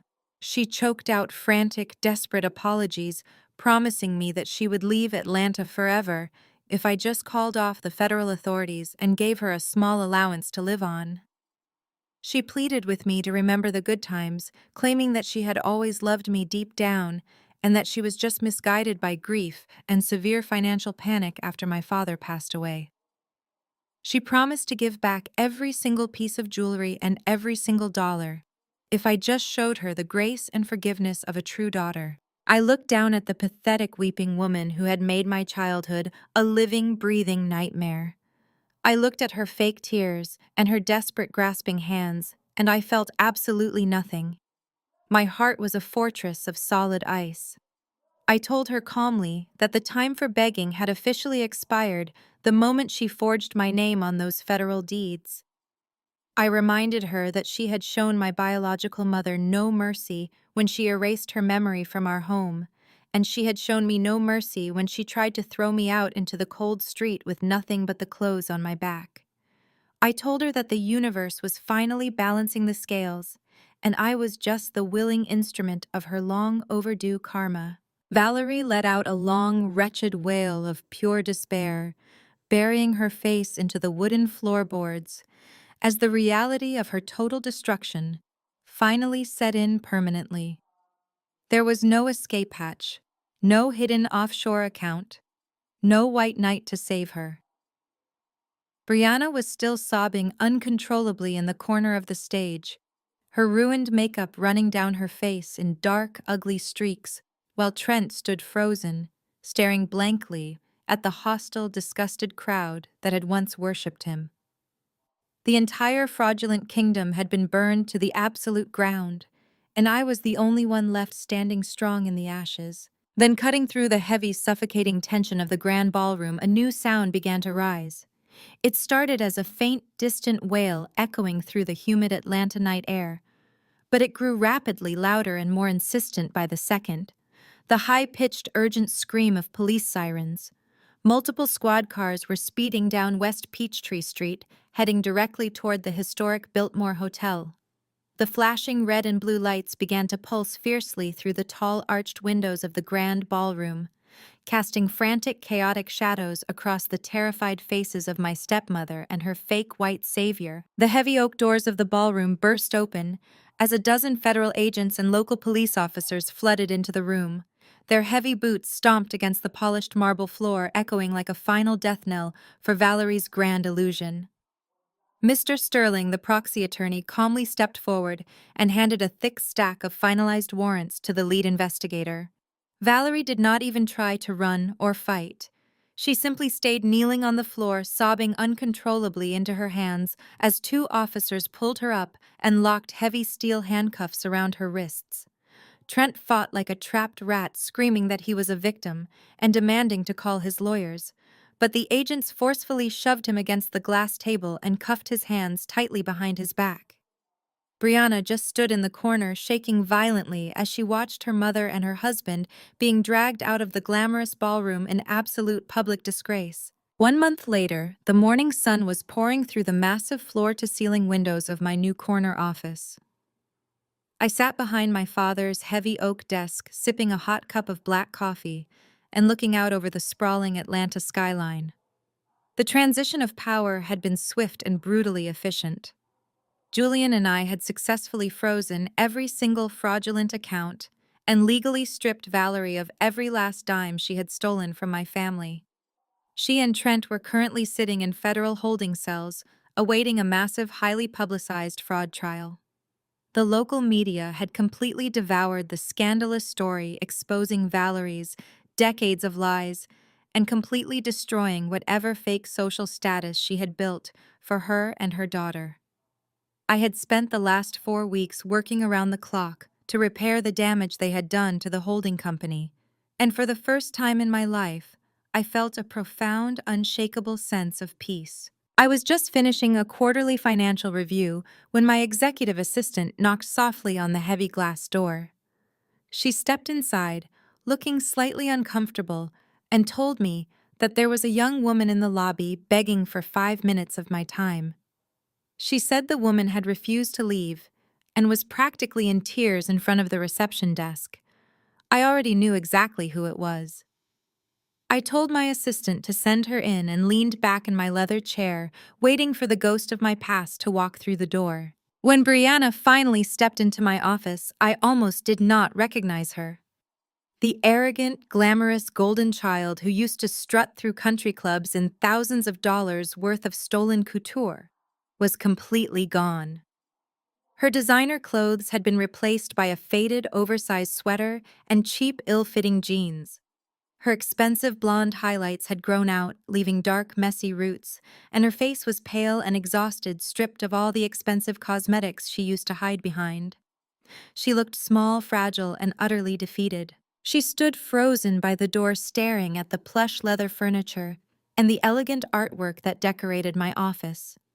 She swallowed hard, wrapping her arms around her own stomach as if she were trying to hold herself together. I did not say a single word. I just sat there and let the heavy silence press down on her, forcing her to speak first. Her voice was a hoarse, raspy whisper when she finally broke the silence. She told me that Trent had officially filed for divorce the very next day, after the gala, desperately trying to distance himself from her mother's criminal charges. She said he had completely drained whatever small legitimate savings they had left to pay his defense attorneys, leaving her absolutely penniless. The bank had immediately foreclosed on their luxury condo, and every single one of her wealthy socialite friends had completely blocked her number the second the scandal hit the evening news. She told me she had been living out of her car for the past 2 weeks and bathing in gas station restrooms because she could not afford a cheap motel. The deep irony of her situation was not lost on me. The girl who had mocked my intelligence and laughed at my pain was now standing in my office begging for a lifeline. She took a shaky step forward and completely broke down. She wept openly, crying that she had nowhere else to go and no one else to turn to.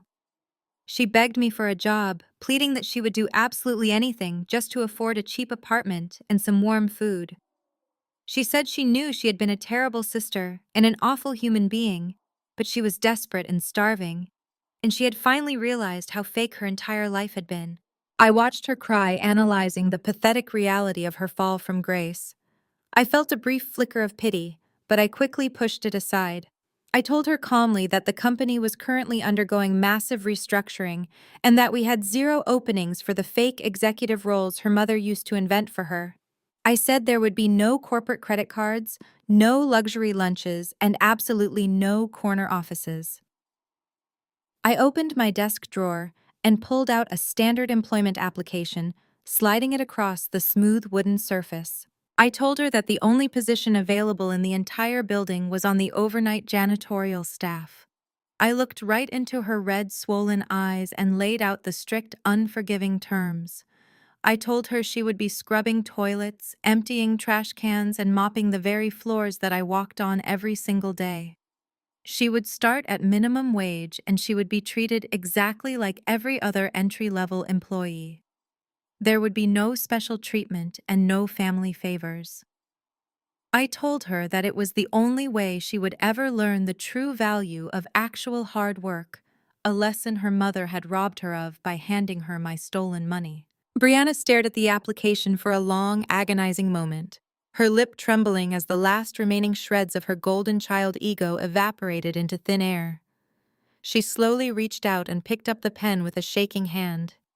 She looked up at me with fresh tears spilling down her cheeks and whispered a quiet, broken thank you before signing her name at the absolute bottom of the page. The heavy oak door of my office clicked shut behind Brianna, leaving me alone with the quiet hum of the city below. I had security escort her down to the supply closet in the sub-basement. It was the exact kind of harsh reality check she had managed to avoid her entire sheltered life. I watched her walk away on the security monitors, gripping that yellow mop handle, and for the first time I did not feel any anger toward her anymore. I just felt the quiet, absolute closure of a chapter that had dragged on for far too long. The toxic poison that Valerie and her children had pumped into the veins of the Harrison Empire had finally been completely flushed out, and the healing could officially begin. Fast forward, exactly 6 months later. The humid Georgia heat was settling comfortably over the bustling streets of the West End. Julian and I stood on the vibrant sidewalk, looking up at the freshly painted brick facade of my father's original flagship grocery store.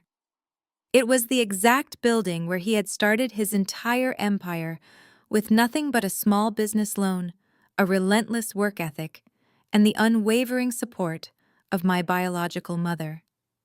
For years, Valerie had tried to sell this building off to luxury developers, wanting to erase the humble black roots of the Harrison legacy. But the faded old grocery signs were gone now, replaced by something so much more meaningful. In their place hung a beautiful modern marquee crafted from reclaimed wood and brushed steel. It read, "The Aisha Harrison Incubator for Minority Enterprise."